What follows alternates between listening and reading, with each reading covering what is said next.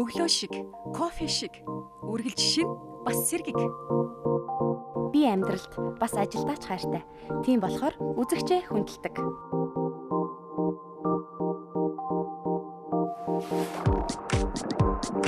Өнцгөө олох нь чухал.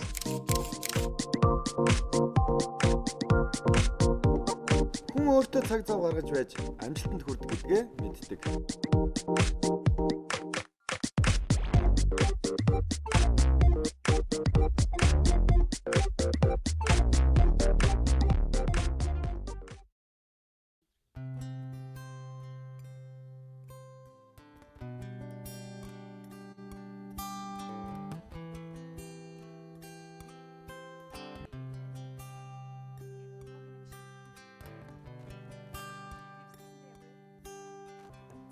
Аль хэдийн содроо эзэлсэн. Сайн байна уу? Онцлогтой өдөр байх юм дээ, тийм ээ? Үгүй чи цагаасаар болж байгаа юм уу? За та чи ингэ төрүүлээд хүрээд ирдэг. Айл хийсч байна. Сайн байна уу? За сайн байна. Өнөөдөр чи бид дөрв баг зочин юм шүү. Өдөртөө бас энэ үчи мэндийг хүргэе. Ширээгээ дүүрэн байгааг харсан чи ямар гоё юм. Тавтаа морил. За. Одоо та ер нь ингэ хөтлөө явчих юм уу? Харин тий. Хөө. Зориулаад. Оо, аль хэдийн кофегаа шандсан та. Өөр нь гарч ирсэн. Кофе бэлдээд байж лээ. Ямар кофе? Bench press. Оо за. Ямар онцлогтой кофе бэ? Энэ кофе болохоор ерөнхийдөө хүчтэй dark хуралтаар хийсэн кофе байгаа. Тэгэхээр сая би та хэдэд энэ Суматра гэдэг кофе их хуралтаар хуурвал илүү сайн гэсэн өгдлээрдэг. Гэхдээ бид нэр энийг ямар ч үсэн амсч үтсэн байгаа. Айгу олон тест хийж энийг гаргаж ирсэн. Ямар гоё юм бэ? Тэгээд Таалагдж байна. Жишээ таалагдж маш баярлалаа. Тэгээд кофений би бол магадгүй уухаасаа илүү үнэрэнд нь маш их тэгж сэтгэл сэргийдэг хүн л дээ. Тэгэхээр кофе үнэр нь их чухал. Өөр юу чухал вэ? За мэдээж ихний ээлжинд хамгийн түрүүнд үнэр байна. Үнрээр бид нэр бас альва ямар нэгэн зүйлийг тодорхойлж болдго шүү дээ, тийм. Өндрээр дурсам цэрэгдэг бас. Тэгэхээр үзэгчд маань мэдээж гайхаж байгаа бид нар одоо дөрүүлэгийн гаднаас орж Бид ер нь гард хинэж очив юм бэ? зочин ингээд хүмүүс бас гайхаж байгаа. Тэгэхээр энэ удаагийн зочноор бол одоо миний зочноор Гарда ах маань манай студид өргөдөж ирсэн байгаа. Тэгэхээр мэдээж та бүхэн хараад баг мэдж байгаа бах шууд кофе бол энэ студиэс үнэртэж чинь. Тэгээд бид дөнгөж Гарда ахынхаа одоо гар аргаар шансан энэ халуун кофег уугаад сууж ийна. Тэгэхээр миний урилгыг хүлээж авсан танд баярлалаа.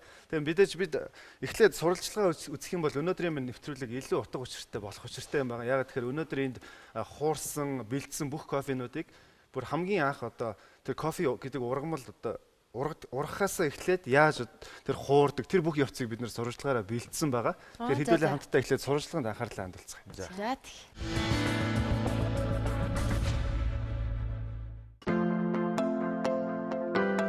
За сайн байцгаана уу хүмүүст үзэгчтэй өчшин мэндийг хүргэе. Тэгэхээр дөрөв урилга нэвтрүүлэг маань байнгын эрэл хайгуул хийж хэнийг өөрийнхөө хэмээн одоо ханьж явсаар байна. Тэгэхээр одоо бид нэгэн кофе шопын үүдэнд хурж ирээд байна. Тэгэхээр одоо кофе шоп дотор бол миний урилгын эзэн байгаа. Тэгэхээр одоо хамтдаа хэдүүлээ. Тэтгэж орцгоё. Монголын үндэсний олон нийтийн радио телевизийн дөрөв урилга нэвтрүүлгээс таныг одоо энэ удаагийн зочноор маань оролцооч хэмээн албаасаар үрж байна. За баярлалаа.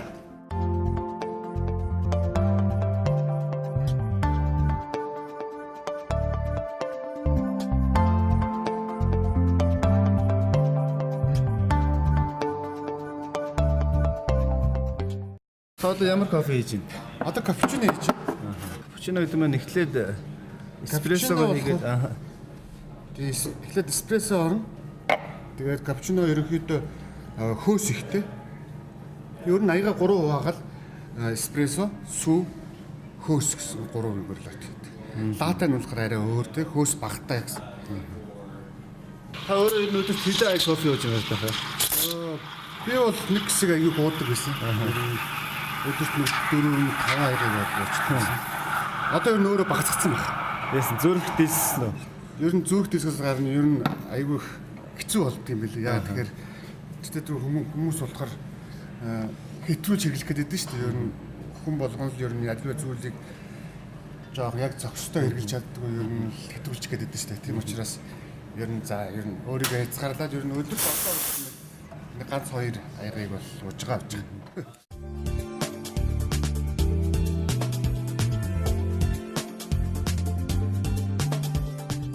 Өөр өнгөтэй юм шүү.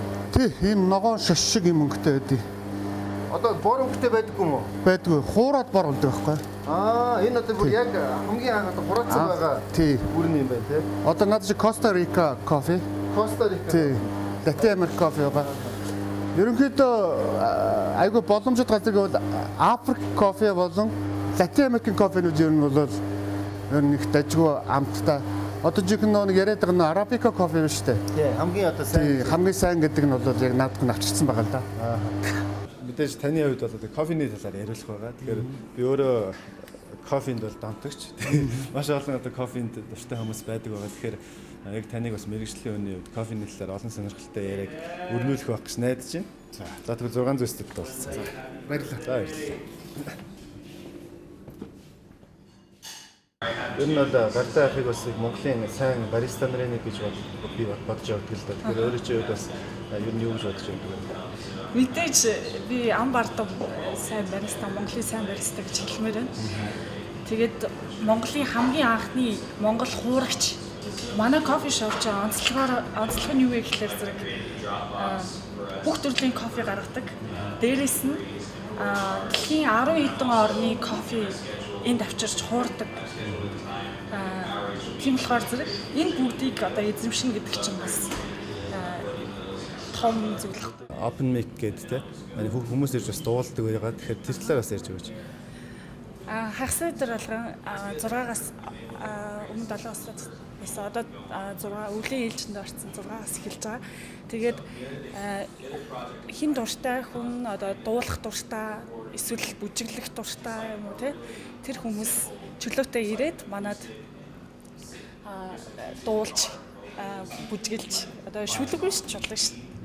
Гар тах миний хувьд болохоор зэрэг төрсөн ах шиг хүн, хүндэлж авдаг хүн. Тэгээд ямар ч үсэн эхлээд гар тахта бид нэр амар хайртай шүү. Тэгээд өргөжлүүлэн хаамт ажиллах болно. Тэгээд гэр бүлт нь ялангуяа аз жаргал тэгээд сайн сайхныг хүсмээр байна. Монголын анхны хуурагч. Тэр залдаг ч гэсэн утгаар хичээв. Сая бас өөрөө та хэлсэн шүү дээ. Кофе хашраагч гэж. Тий, кофег хашрааж байгаа хүн л дээ. Ялангуяа офисын ажилтай янз бүрийн улсуудын ажлын чадамжийг өндөржүүлдэг. Одоо эрч хүчийг өгч чаддаг.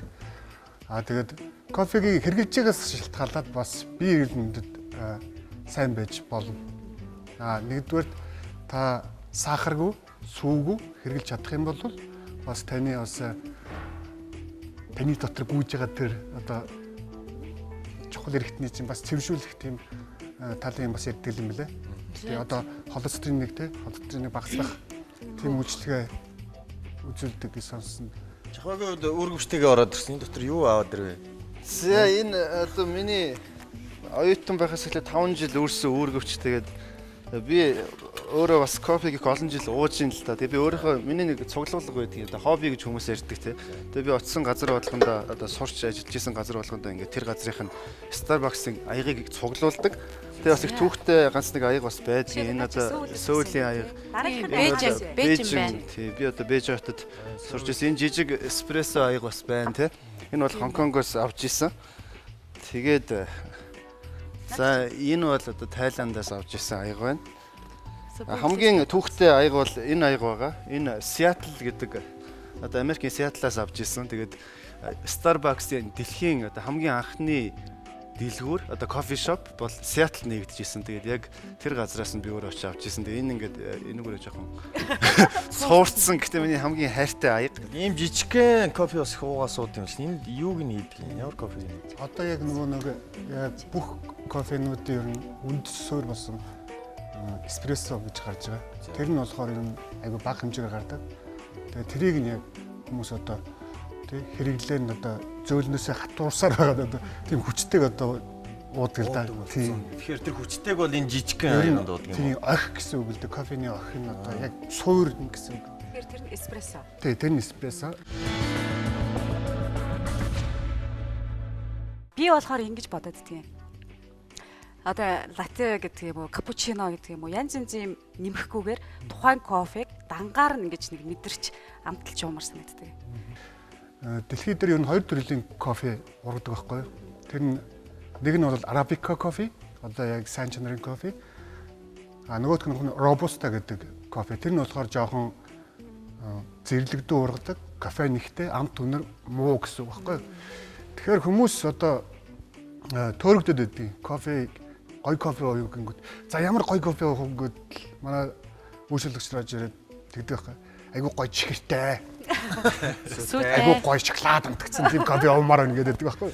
Тэгэхээр би хэлдэг. За тийм кофе бол хийж өгч болно. Гэхдээ яг кофе гоё кофе гэдгийг бол зөвхөн одоо тий ямар нэгэн холцгүйгээр, сүүгүйгээр, сахаргүйгээр уух нь илүү зохистой, илүү кайф авнаа гэж хэлдэг. Ялангуяа манай хүүхдүүд ч нэг жоохон ингэх гээд байдаг шүү дээ. Тийм мөлтөө тийм сахар сүүгээс аль болох татгалзаад яг хараар нь кофе уугаасаа гэж би бас хүсдэг байхгүй. Тэгээд өнөөдөр зөвхөн хар кофений өдөр. Тийм учраас тийм. Тэгэхээр манай Nestle Улаанбаатар хот маань сая гаруй хүн амтай. Сүүлийн үед бас кофе шопууд маш олноороо нэгдэж байна л да. Анхны кофений хуурагч гэдээ хахаар юугаараа ялгарх юм? Анхны хуурагч гэхээр. Одоо өөр хуурдаг газрууд байхгүй юу? Байгаа. Гэтэ манай дүүсээ жоох андуурчих шиг. Тийм үү. Миний мэдхийн Сачаим гэдэг кофе уурдаг газар байгаа. Бас тийм Best Espresso гэдэг нэг газар байгаа. Тэр нь болохоор Mercury дээр байдаг. Тэгээд манайх болохоор баг 3 дахь нь баха. Тийм 3 дахь. Үрээр нь авчраа та хуураад яг бэлдэж байгаа. Тийм зарим газрууд бол бэлэн хуурцсан бүтээгдэхүүнээ аваад хэрэгэлдэг гэсэн үг үү? Тийм тэрийг бол одоо яг жинхэнэ би хэлмээр санагдаад байгаа юм л да. Ягаад тэгэхээр манай хүмүүс болохоор монголчууд ихэнх нь кофе гэхээр юу гэж ойлгодог өнгөд тослог хав хар байх юм бол энэ үнэхээр хүчтэй сайн кофе байна гэж ойлгоод байдаг. Тэгээ манай кофег харах юм бол тийм биш гэдгийг та нар харж болно л да. За жишээлбэл энэ Та ингээ өөрөө уутлт юм байна тийм үү? тийм манайх одоо уутлаж гаргаж байгаа 250, 500, 1 кг 2 хэлдрээ тэгээд цахиалгаж байгаа хэрэгцээс хамаарат хуурж өгж байгаа. Суматра гээл тэгэхээр одоо энэ Суматрагаас авчирсан. Тийм яг л Суматра. Тэрийг орныхоо одоо хаана ургасан байна? Тэрүүгээр нэрлэгддэг. Тэрнээс биш одоо Starbucks гэдэг кофе байхгүй шүү дээ дэлхийд. Тэрнээсээ Тэр шалтгаалаад брендийнх нь одоо өнгө нь бол шал өөр байгаа шүү дээ Тийм байлээ. тослог байхгүй тэгээ арай жоохон тийм харч биш байгаа. Тэр кофе үнэтэй байгаад байгаа гэж шалтгаан. ямар гоё юм шиж байна. Кофег нөө одоо мэдээж Монголд урахгүй урд хөршт маань урахгүй хой төршт маань кофе ургадаг учраас мэдээж нэлээ холоос тэмэрлдэг. Тэгэхээр тэмэр тий. Хоёрдугаарт ажиллагаа их ордог юм байна. Ажиллагаа их орно тэгээд тий. Ерөнхийдөө ингээд бид нар тооцоо гаргаж үзсэн л дээ. Манайх бол баг ашиггүй ажиллаж байгаа юм байлээ. Гэтэ хүмүүс гайхаад байдаг байхгүй. Танах одоо компани гэж энэ чинь хүн болгол ашигын төлөө ажиллаж байгаа. Танах одоо ямар сонин газар вэ гэдэг. Манайх болохоор залуучуудад зориулагдсан одоо төв гэж хэлэгддэг байхгүй. Тийм учраас манад ирж байгаа залуучууд яагаад кофе ууж болохгүй гэж тэгсэн мөртлөө харьцангуй манайх хямдхан л та.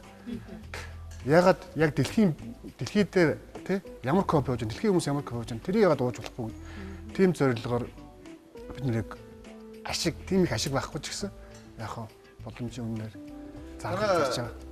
Кофений нэр энэ UB-н юм уу? Тий, UB-н бүжгэлж болно гэдэг юм шүү дээ. Манай UB-н дээр болохоор залуучууд их цугулдаг. Одоо өнөөдрөө өргөдөж очмаа гэдэг та нар одоо урьж авчирсан байгаа. Тэгээд гэх мэтчлэн олон одоо University Base санд орж ирсэн олон залуучууд манай дээр ер нь ирж дандаа дуулдаг байхгүй.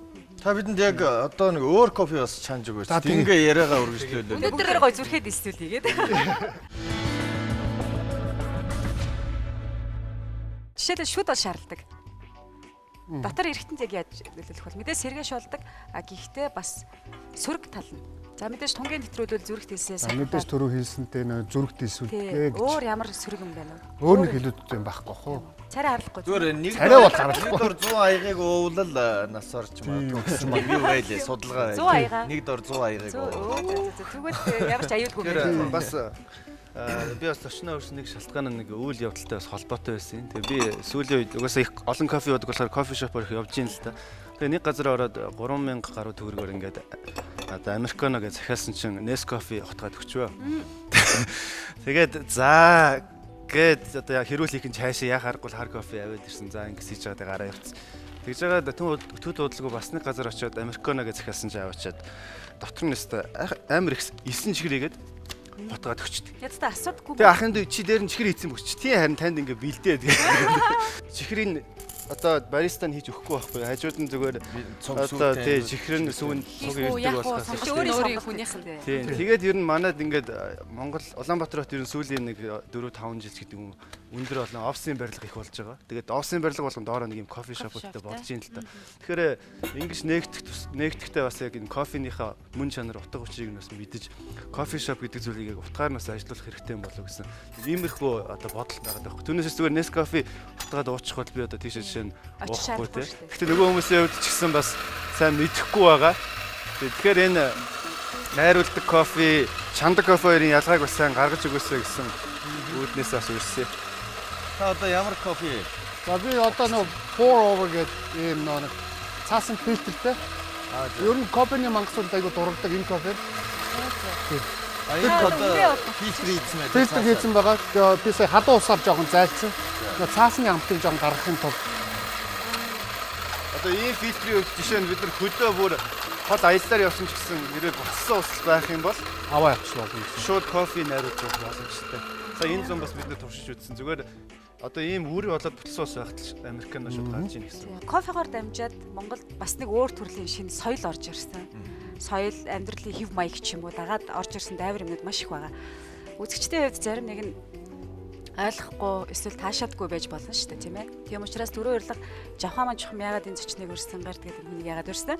Тэгээд бид нар яг энэхүү ярилцлагаар юу өгөх гээд байгаа вэ гэдгийг бас илүү нэмж хэлэх хэрэгтэй санагдаад байна л да. Өөрөө кофе их уугаад тэрэндээ сүүлдээ нэлээд донтох шахаад те одоо маш их хэмжээгээр ууж байгаа зүрх дийлсээд тэгээ сүүлдээ багасгаад өдөрт бол нэг ийм 500 г-ийн аягаар нэгийг л ер нь бол одоо ууж байгаа л та. Тэгэхээр тэртээ дэргүй ер нь бол кофений соёл Монголд одоо ороод ирчихсэн байгаа. Тэгэхээр хүмүүс энийг бод яг л одоо надтай адилхан эхлээл маш ихээр уугаад донтоол ингээл явах л ахalta. Тэгэхээр эргээд бас бид нар яг энэ кофе гэдэг зүйлийг хороо мэдэж хордъё гэдэг байгаа байхгүй юу. Нэг л хордож байгаа бол бас энэ хороо бид нар мэдэх хэрэгтэй. Тэгэхээр шинэ өглөө босоод шууд кофе ууж болохгүй ч. Маш олон хүмүүс шууд кофе уудаг. Тэгэхээр эхлээд ус уугаад зүрхэндээ төрүүлж ачаал өгч дараа нь кофег уух хэрэгтэй байдаг. Тэгээд дээрэс нь бас кофег уухад бол маш олон төрлийн тийм анхаарах зүйл мэдээ сайн тал муу талууд байдаг тийм. Энэ болгоныг бас бид нэр маш сайн шинжлэх ухаанч мэдчихэж тэгжээж бас ингэж хэрэглэх одоо зохистой хэрэглээг л үүсгэх систем болоод гэж бодож байна л да. Түүнээс биш тэгээд одоо instant coffee бол хамгийн муу гэж ярьдаг шүү дээ. Бид нэр одоо энэ Кофений шаараа. тий.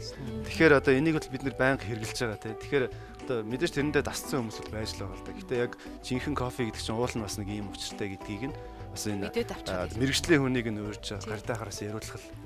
Тэгээд дөрөв жахаа шүд шаралдаг гэсэн бас кофе ууснаас хойш 15 минутын дараа гэлөө. Ямар одоо усаар зайлж явах хэрэгтэй байдаг тий. Кофе уучаад. Кофе нэг аяг дараа. кофе уусны дараа ер нь 2 аяг ус уух хэрэгтэй. Яг тэгэхээр бас кофе нөгөө шингэнийг бас жоохон шингэнгүй болгоод тийм. Тэр гол нь бас хор гэхээсээ илүү бас бид нар өөрсдөө энийгээс мэддэг байх хэрэгтэй л дээ тийм ээ. Ямар нэгэн эвгүй байдалд орохоос бас зайлсхийж наан бас судалсан байх л хэрэгтэй байх. Баггүй ярьчихжээ. Тэр нэг Starbucks-ын кофенууд нэг ийм тослог айгу хар байдаг гэдсэн шүү дээ. Тэрнтэй нэг 2 зөвлөгөө зүгээр өгөхөд амт өнөрийн дарахын тулд маш хүчтэй хууралтаар хуурчдаг. Тэр нь болохоор French хууралт гэж явчихдаг байхгүй. Манайх бол хамгийн их нь болохоор dark хууралт болчихж байна. Тэгэхээр French-ээр хуурсан хууралттай кофе ер нь ихэнхдээ Arabica кофе биш байдаг байхгүй. Биш болчихдог. Тийм учраас нэг тийм юу вэ? Одоо хүмүүсийн зайлмих байна те. За хоёрдугаар хуучин кофе бас тослог болчихдог байхгүй. Тийм учраас манайд оруулж ирж байгаа кофедүүд ихэнх нь аль хэдийн хуучирсан гэсэн. Тийм учраас кофег ялахын тулд юуг нь мэдэх хэрэгтэй гэвэл энэ дэр одоо огноо байгаа тий. Одоо энэ кофе бол 2013 оны 10 сарын 29-нд хуурсан кофе гэж. Тэгээд Савсан хугацаанд биш хуурсан хугацаанд. тий хуурсан хугацаанд байх хэрэгтэй хамгийн гол нь. Тэгээ манай хамгийн шинэ fresh кофе уух гэж байгаа бол хуурсан хугацаатай кофег хэрэглэх ёстой гэж хэлж байгаа. юм байна тий. За одоо энэ болохоор нөө French кофе энэ айгүй гоё юм тунгалаг байгаа. Тийм байна. Энд нь уучлаад. Болно. Энийг угааж ирэхгүй яасан бэ дотор нь юм. Цаах авчирч байгаа нэг юм. Өөр аяг байна. Яг энэ аяг энэ дээр байсан шүү За. дээ. За, гардаа өнөөдөр нэвтрүүлгээ явуулж чадахгүй муужраа унах юм. Үгүй. Та нар амтыг нь ялгаж чадчихна. Энэ эхлээд хийж өгсөн энд байна. Одоо За энэ ялгах хэрэгтэй шүү. энийг ямар нэртэй кофе гэдэг юм? Pour over гэдэг кофе. Pour Энэ over. болохоор тий ер нь айгүй юм тунгалаг өнгөтэй те. Тийм байна. Би ч та жахаа шиг донтогч биш болохоор сонирхогчтой миний хувьд бол ер нь Эхнийх бол яг ингээ хурцсаас өтгөн байсан. Энэ болохоор илүү шингэрээ явцсан.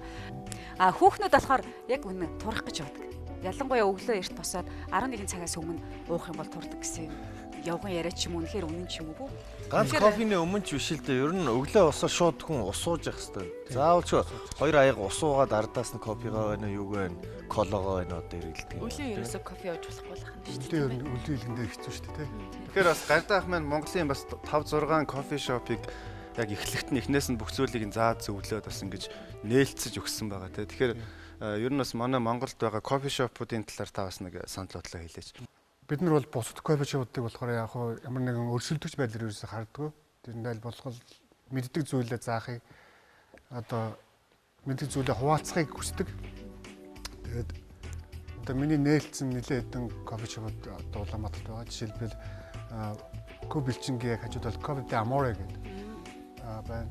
Тэгээд манайхаас кофе авдаг газар гэх юм бол бас нэлээд олон газрууд бас офисууд байгаа, том офисууд. Тэгэхээр би ч гэсэн тэр нэг офистой зориулж кофе авч байгаа хүмүүсийг ч гэсэн тэр одоо зөвшөөрсөн тэр усуудад бас баярлалаа гэж хэлэх юм. Яагаад тэгэхээр бас ажилчтай бас тийм муу кофегээр бас хамгийн сайн кофег нь шилж авч сонгож өгж байгаад бас их Ямар мэрэгжилтэй хаана кофе хуурц сурав. За би одоо энэ байгууллагт ороод 2 3 жил ажиллаж байна. Тэгээд өмнө би бол хэвлэгч мэрэгжилтэй байхгүй юу? Офсет хэвлэгч. Тэгээд манай хэвлэг хөлдөр дампуураад ажилгүй байж хат манай эхнэр нэгтлэнгээр ажилладаг байсан. Тэгээд чи энд нэг юм ажиллана очиж үзхүү гэдэг. Тэгээд очисон ч айгүй гоё газар байсан. Ер нь бол тийм хамгийн гол үзүүлэлт нь юу байсан бэ гэхээр арх тамхигүй орчин байсан. Тэгээд надад бас амар их таалагдсан. Тэгээд за ажиллая гэсэн. Тэгээд юу хийхээр сайн мэдгүй. Бариста гэхээр би бас сайн ойлгохгүй байсан л да. Яг юу юм гэдгийг сайн мэдгүй байж байгаа. Тэгээд за кофений талаар ямар ч юм сурах юм байна. Тэгээд сурсан. Тэгээд манай байгууллагын дарга Эрик гэдэг нэг залуу байгаа. Надаас дүү. Тэгээд тэрүүгээр бол бүх юм заалгасан байгаа. Тэгээ сайн багшсан байт. Тий. Эриктэй баярлалаа гэж хэлээ. Манайд ер нь өөрөө их залуухан соёл шүү дээ Монголд. Дөнгөж орж ирээд удаагүй байгаа тийм. Тэгээд баристагийн холбоо гэж байгуулагдсан. Тэгээд баристагийн холбоо минь одоо яг их төлөвлөрийн хойдлын 8 дугаар байранд яг баярлаж байгаа. Тэнд очиод бас зөвлөгөө авч болно, бас сургалт авч болно. Баристагийн холбоо бас бариста сургалт курс хичээл явуулж байгаа. Тэдэнд дээр нь бас очиж заалах боломжтой юм лээ. Хүссэн үсээгүй дэлхийн одоо глобал одоо даяарчлал явагдаад дэлхийн маш олон соёл Монголд их хүчтэй орж ирж байгаа. Зөвхөн кофеч гэлтгүү коктейл одоо виноч гэдэг юм ингээд ороод ирчихсэн байгаа. Тэгэхээр яг нэгэнт одоо тэр улсдаа үүсэн байгууллагатаа өнөөдөр ингээд өчнөө олон жил болцсон урлаг болоод хөгжсөн соёлыг бол аль болохоор яг тэрүүгээр нь бид нэр нутагшуулж авч Монголдо хэрэглүүл энэ бол хамгийн зөв гэж би боддог. Түүнээс биш кофег монголчлна гэдэг ингээд тэр бол одоо ондоо асуудал ахгүй тий. Тэгэхээр эргээд бид нар нэгэнт гадны соёлыг хүлээж авчил байгаа бол тэрийг бол яг бас тэр байгаагаар нь тэр одоо дүрм журмаар нь одоо тэр гормоор нь ингэж хэрэгжилж занших юм бол энэ нь бол бас их зөв юм болов уу гэж бас би хувьдаа боддгийн. Тэгээд өнөөдөр бас тэр ч утгаараа гардайхагаа өрссөн байгаа. Маш олон ийм 5 төрлийн одоо гар аргаар чанах тийм хэрэгслүүдийг авчирсан байгаа. Гэхдээ мэдээж бас нэвтрүүлгийн маань цаг хязгаартай байгаа учраас бид нар бол бүгдийг нь бас ярьж амжихгүй. Гэхдээ мэдээж тий юу яах үргэлжлэн орж ирэх зочдод. Тий бусад одоо нэвтрүүлгийн туршид Гарда ах маань бас хамт байлцаад биднийг бас кофегаар дайлъя гэж амласан байгаа. Тэгэхээр одоо цаашдаа бас энэ бусад аргуудаар чансан кофег ууж үзэж болох нэ гэсэн үг. Хаяг нь хаана вэ? Магадгүй үзэгч. Манайх 13 дугаар хороололд Шинэ Монгол ахлах сургуулийн яг иргэдийн яг хажуу талд байгаа гэсэн. Одоо нөгөө талаар биш 13 дугаар хорооллын 14 дугаар байр гэж байдаг юм. Яг тэрний чанх урд гэсэн үг. Замынх нь яг баг. Би бол кофе шопт орохоор дандаа ажил хэрэгч хүмүүс сууж идэг их чимээгүй орчин гэж ойлгодог. Танад бол залуучууд очиод хүссэн зүйлээ хийж болох нь шүү дээ, тийм ээ? Залуучуудад зориулсан англи хэлний үнэгүй сургалт бас тийм open mic гэдэг одоо Монголд анх бас залуучууд ингээд дуулж эхэлсэн. Энэ болгоныг бас UB-ийн кофе шоп санаачилж эхлүүлсэн байдаг. Тийм учраас ягаад энэ олон кофе шоп байхад яг тэр газрыг бас сонгож өрсөн юм бэ гэдэг бол бас тийм шалтгаантай байгаа. Бас ашигын гэхээсээ илүү залуучууд руу бас хандсан нийгмийн үйл ажиллагаа олон явуулдаг болохоор илүү бас сонгож одоо өрсөн юм байгаамаа. Тийм манай байгууллагууд дээр одоо яг одоогор явагдаж байгаа бол англи хэлний анхан дунд гүнзгий шатны хичээлүүд явагдаж байгаа. Тэгээд гитарын акустик гитар, бас гитар тэгээд бөмбөрийн сургалтууд явагдаж байгаа. Тэгээд доор болохоор оюутан хэрвээ оюутан бол оюутныхоо үнэлгээ барьж ирээд бүртгүүлчих юм бол жилийн 8,000 төгрөгийн биш одоо 5,000 болцсон. 5,000 төгрөгийн хураамж төлөөд бүтэн жил одоо тэрүүгээр үнэгүй үйлчлүүлэх. Оо за. Ирэх авдаг. Тэгээд Оюутан болт юм уу? Жилд 5,000 гэсэн чинь.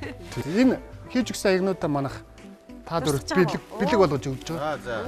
Хэнийг бас сувниртай бас нэмээрээ. Баярлалаа. Одоохондоо манай аяг яг нэг иймэрхүү л байна. Явандаа энэ Starbucks аягнууд гоё аягнууд гарах байхаа. Тухайн Starbucks-ийн цогцолтыг найдастай утгагүй. За маш их баярлалаа. Бид бас бэлэгтэй байгаа юм байна.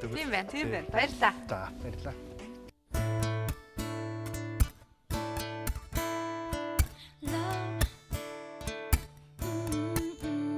It's a special day.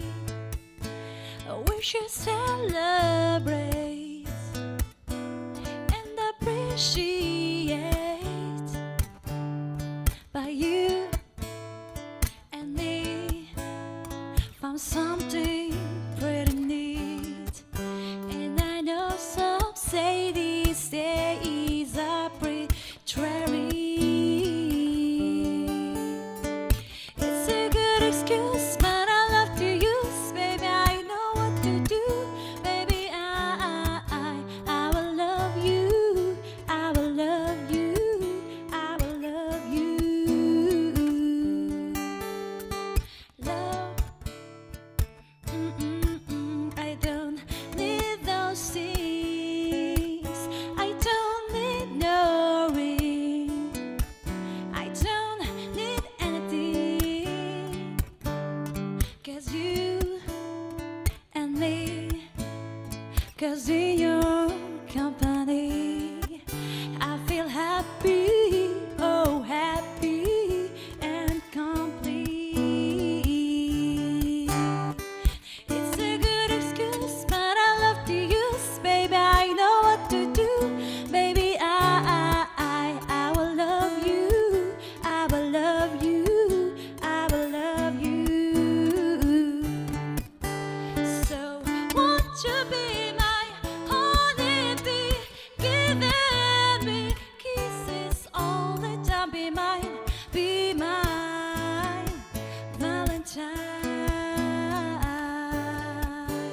So won't you be my honeybee, giving me kisses all the time? Be mine,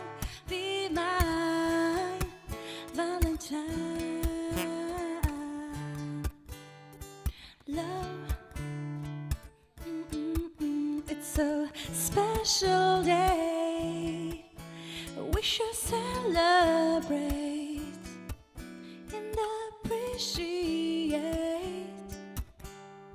'Cause you and me, 'cause in your company I feel happy, oh happy and complete. Дөрөв урилгын тайзан дээр дууссан очмоодаа баярлалаа. Тэгээд онлайн орчинд фэйсбүүкээр очмогийнхаа дуг зөндөө сонсч ирсэн. Дөрөв урилгын үед бас бидний хуучин танил манай Ануктай хамтран дуусан маш олон cover-уудыг залуучууд мэдэх бах. Тэгэхээр очмо сая дуусан дууны сонголт болоод өөрийнхөө тухай манай үзэгчдэд танилцуулаач. Миний тасанд болохоор Kina Grant-ийн Valentine гэдэг байгаа. Тэгээд анх сонсоод ямар гоё дуу вэ гэж бодож ирсэн. Тэгээд намайг очмаа гэдэг. Тэгээд дуу гжимд дуртай. Тийм хүн байна. Тэгэхээр очмоо өнөөдөр магадгүй энэ гоё кофены үнэртэй ийм нэг сайхан оройг бид нартай хамт өнгөрүүлж байгаад баярлалаа. Тэгээд дуу хөгжим гэдэг чиний хувьд юу вэ? Ялангуяа чамаас юу мэдрэгддэг вэ гэхээр дуулах юмсан гэсэн нэг чин хүсэл ерөөсөө шууд мэдрэгддэг. Дуугжим бол яг одоо миний амьдралын саншгүй бүр нэг хэсэг болсон. Тэгэл одоо ингээд өглөө басаад нөгөө YouTube дээр subscribe хийсэн нөгөө channel-удаа нэг шалгачаал. За хин ямар шинэ видео оруулсан байна гэж сонссон байл сонсчоод. Тэгэл энэ дуугийн нэрээ тоглож үзье гэж дуулдаг ч юм уу. Яг нөгөө амьдралын бүр яг нэг хөвшил болсон зүйлүүдийн нэг нь болсон нөгөө гитараа аваад тэгэл тоглоод. За баярлалаа. Очмоодоо тэ амжилт хүсье. Өнөөдөр би их жаргалан хэмэх нэг сайхан ээжийг өрсөн. Яагаад би энэ нэмэгтэйг өрөх болсон юм бэ гэхээр 2007 онд байна.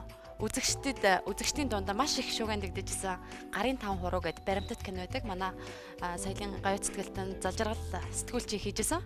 Энэ киног би тухайн үед үзсэн байжгаад мартчихдсан байх хүн чинь. Тэгээ эргээд Facebook-ээс олж үзэхгүй юу, интернетээс. 2007 онд хийсэн кино. 6 жилийн өмнө. Тийм.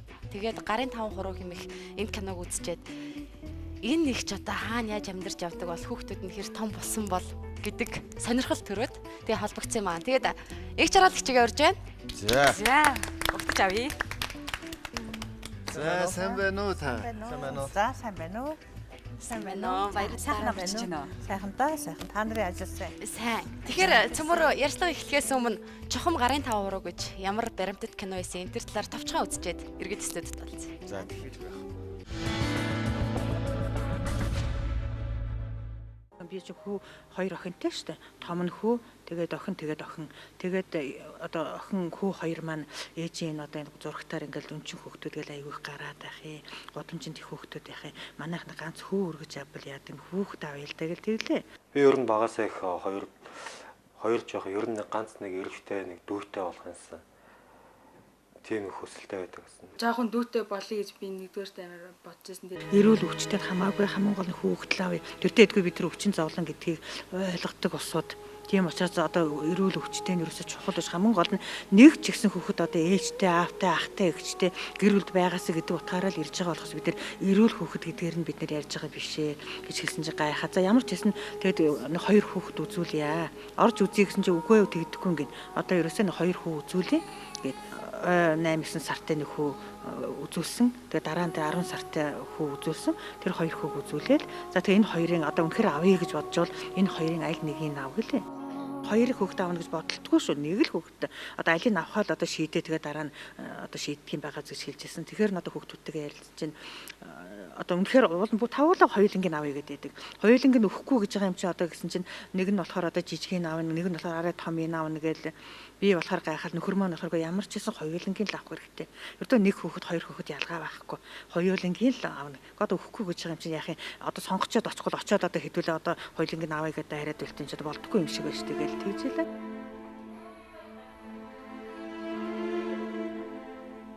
Бод яг зүрхэндээ л хэлж байгаа юм л да. Би чамайг хаяхгүй.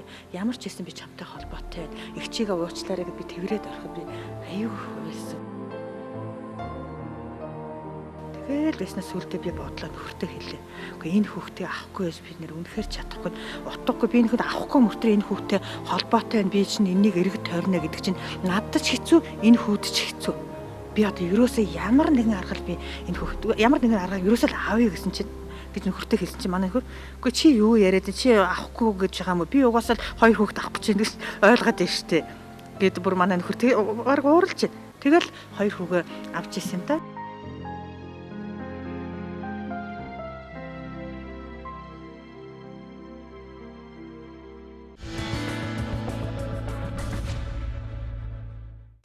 Тэгэхээр 6 жилийн өмнөх бичлэг байх шиг байна тийм ээ. Тэгэхээр хоёр хүүг та 90-ад оны сүүлээр авч ирсэн үү? 98 онд нэг хүмүүс гарсан энэ хоёр үргэж авсан хүүхд мэн нөгөөт нь 99 чинь 2000 онд штэ.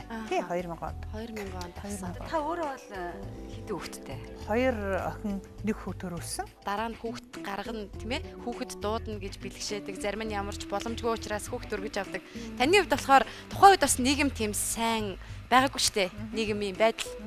Тэгээ өөрөө 3 хүүхэдтэй зорж ингээд тасрамжийн газар очироод нэг хүүхэд аавна гэжсэн нэ хоёр хүүхэд авсан гэхээр надад тэгээд тэр нь 10 сартай 3 сартай хоёр хүүхэд тийм ээ.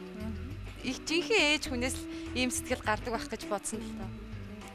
Тийм ээ үнэхээр одоо эх хормон ч гэсэн одоо зах зээлийн хямрал юм маш хүнд хэцүү үе байлаа. Манай гэр бүлийн хувьд ч гэсэн бас л маш их одоо тэр хямралын үе маань байсан. Яг үнэндээ бол гэхдээ одоо цаанаас одоо өстой нөгөө бурхнаас аяасан хувь тавилан хин хиний маань хувь тавилан байсан байлгүй гэж боддог. Байлгүй ч яа тэрэнд юу итгэдэг. Тэгэл нөгөө одоо бол сайхан амьдарч байна. Одоо хүүхдүүд маань ч гэсэн өсөж торинж байна. Тэгэд энэ хоёр хүүхдтэй өргөж авсандаа одоо маш их баярлдаг. Тэр хүүхдүүдэд бид нар маш их хайртай. Хүүхдүүд маань ч гэсэн бидэндээ маш их хайртай байдаг. Тэгээд магадгүй тэр зах зээлийн хүнд хэцүү шуурганд олон ээж нар маш их бэрхшээлийн донд байхдаа зарим нэгэн маань тийм хүнд хэцүү сонголтыг хийсэн. Яагаад гэвэл одоо эхний хүүхэд маань дөнгөж эмчнэр яхтаа бол нэг сар баг хөрсөн юм уу хүрээгүй юм тийм нэлхаараа төмөр замд орхицсан гэж ярьдаг. Нэг хүүгийн маань бас дөнгөж ой гарантай байхад айлын үүдэнд орхисон юм шиг байлаа. Тэгээ цагдаа нар аваач өгсөн гэдэг. Ер нь өөр хүүхдээ орхино гэдэг нь хэцүү. Одоо бид нар тий арга би энийг бол тэгж боддог. Эцсийн арга магадгүй зарим ээжэр маань зөв сонголт хийсэн байж магадгүй гэж боддгийг. Үнэхээр бид нар бол магадгүй та нар ч гэсэн энэ амьдралыг үзээгүй улсаар хүний хүнднээс шүмжээд хүүхдээ орхичдаг. Одоо нөгөө хуулиар тий одоо хариуцах хэрэгтэй, донгодог хэрэгтэй. Тэднийг одоо хуулиар шийтгэх хэрэгтэй гэж зарим одоо уур амьсгал энэ зургатаар дээр явж идэг л да. Тэгээ би боддог. Эсвэл магадгүй тэр хүн хяналтаа алдсан. Эрүүл саруул сонголт хийх боломжгүй янз бүрийн шалтгаан байгаа. Яг одоо бид нар тэднэртэй одоо ямар нэгэн байдлаар ингээд асуух юм бол хүндэл юм байгаа. Тий тэгтээ одоо яах вэ? Ямар ч нийгмийн үед л ийм үзэгдэл байгаад энэ дээр үед ч гэсэн хүрдэн дээр хүүхдээ орхиод явдаг тохиолдол байсан шүү дээ, тийм ээ. Тэр бас нэг хүн чанартай холбоотой биш. Амьдарч байгаа орчноосоо нөхцлөөсөө л шалтгаалаад байгаа шүү. Би тэгж л боддог. Ямар ч байсан тэрвэл эцсийн арга л гэж боддог. Тэр уйлаад хөхөө өлгүүлээд хөхөөл одоо хэдхэн хоногтой хүүхдээ орхино гэдэг бол бас хэцүү шүү. Тэгэхээр би тэр ээж маш хүнд байсан байхаа л гэж. Тийм ч учраас би хоёр хүүдээ тэр төрүүлсэн. Тий хөвлөдөө тээсэн тэр ээжнэрт бол танарт бас талархаж явах хэрэгтэй. Яагаад бас хүүхэд өргөж авъя гэж шийдчихсэн юм болоо? Тэрийгээ бид нар одоо ч гэсэн сайн ойлгодоггүй шүү дээ. Яагаад тэгэхээр зүгээр л яриад нэг зургатаар энэ маш их нэр хүүхэд гудамжинд орхигдож байна гэл ингээд манай гэрүүлхэн ярьдаг байхгүй. Ямар өрөвдмөр юм бэ, ямар хөөрхөн юм бэ гэл хүүхдүүд маань ярьдаг. Тэгжээс энэ хүүхдүүдийг өргөж авахсан гээл одоо ээж аав нь бид хоёр ч гэсэн хүүхдүүд маань ингээд зүгээр л яриа байдаг гэсэн. Тэгжээс л нэг өдөр тэр асрамжийн газар ч юм тэр хүүхэд орхидог газар нь очиж үсгэсэн гэл хүүхдүүд маань тэгэлээ. Тэгэхээр би бас нөхөртөө хэлээ нэрээ тэнд очиад яг хавтаа бид бас хоёр охин нэг хүүхдээ байсан чинь тэгээд нэг хүүхдээ хань ганц хүүхд өргөд авахд юу болохгүй юм чи яах вэ? Нэг хүүхд ч гэсэн ээжтэй автаа нэг нь л одоо хааштай орхигдсон юм чинь гээл очиод үтсэн.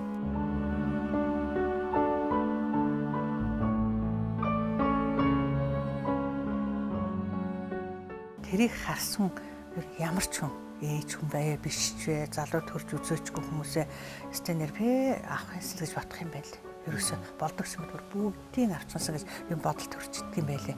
Тэр утсан бас усад байгаа та. Тэгэхээр таасаа бүгдийг гэж хэллээ л дээ. Тэгэхээр энэ бас манай нийгмийн нэг том эмзэг сэдв болчиход байгаа. Тэгэхээр та юу нэг ингэж бодож үзсэн үү? Хэрвээ би өргөж аваагүй бол өнөөдөр энэ хүүхдүүд маань ямар хуу амьдарч явах байсан бол тоо гэж.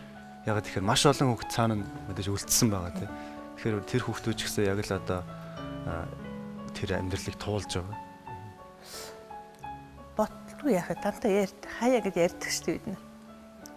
Хэрвээ энэ хоёр хүүгээ аваагүй л миний хоёр хүү хаана байх вэ? Яаж байх вэ гэд нөхөртэйгээ ярьдаг. Тэгэд хүүхдүүдээс ч би хаяа ингэж хайрлахад тэгдэг.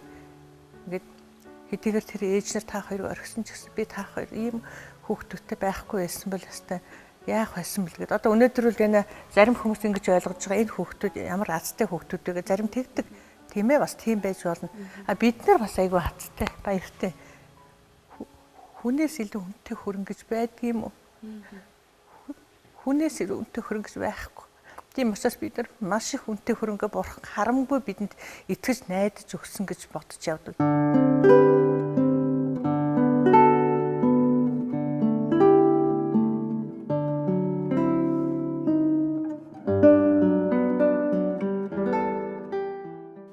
Авсан хүүхдүүдээ төрсөн ээж нь гэж яваад байдаг. Өргөж авсан ч юм тэрийг их нууцалдаг л да. Таны хувьд бас ингээ өмнө нэвтрүүлгээр орж исэн учраас хүүхдүүд маань өөрсдөө мэддэг юм шиг байна тийм ээ. Нээлттэй гэр бүл юм байлээ. Яг нэг ойлгох хэрэгтэй. Тэгэхээр ер нь өрөмөлчээ биш ч хүүхдэд ер нь бүх юм үннээр л ойлгох зөв. Үнэн юм. Үнэн л юм тэгээ цааштай байна үнэн л байдаг. Тийм учраас бид нэг хайраар те тэрнээс ч одоо нэг яадгийг одоо гүйж одоо аяа хагалангууд нэг яагаад чи аяга хагалч одоо удам мөсаад амжсан гэдэг нэг заримдаа тийм сонин зохиол номон дээр кинон дээр ч гэсэн байдаг шүү дээ те. Тийм мэдэр биш те одоо ингээд хайраар бид нэг гэр бүлээрээ хамтаа бид нэр 7 хоногт нэг удаа нэг төр орон үчиг бүр сонгож авч хамтдаа одоо гэр бүлийн цуглаан маягийн хийхдээ энэ төр дандаа бичсэн хаяа бас ярьдаг л да. Тийм. Тэгээд ингээд бид нар ярьж байхдаа юу ярьдаг вэ гэхэл байна. хамгийн гол нь хүүхдүүдэд өмнөийг л ярьдаг. Би түүхэндээ талархаж явах ёстой юм шүү. Энэ хүүхдүүдийн ээжүүл залуу усууд байгаа шүү. Нөхөр бит хоёртой харьцуулах бол одоо ингээд анги дээр нь цэцэрлэг энтерт нь очиход дандаа танаа эмээ өвөө эвлээгэл хүүхдүүд хэлдэг шүү дээ тий. Тэгэхээр харьцангуй ингээд залуу усууд бас байгаа. Тэгээд ер нь талархаж явах хэрэгтэй гэдгийг л бид нар хүүхдүүдэд ойлгуулдаг. Нэг талаас азтай гэж нэг хэлж байгаа маань тий. Гарангуутаа л шууд хатуугаар хэлэхэд шууд гудамд л гарч байгаа шүү дээ. Угаасаа очих газар байхгүй учраас тэрийг бодоход энэ хоёр хүн маань их азтай хүүхдүүд юм а гэсэн таар эсрэгээр маш гоё хариулт өглөө л дээ тийм ээ. Энэ хүүхдүүд над ирснээрээ манай гэр бүл би аз жаргалтай байна гэдэг. Тэгэхээр их жаргал ихчийн тэр аз жаргалтай хоёр хүүгээ аваад аз жаргалтай байсан амьдрал энэгээр дуусаагүй. Дахиад нэг бичил сурвалжлагыг үзье төхөө хамтдаа. За.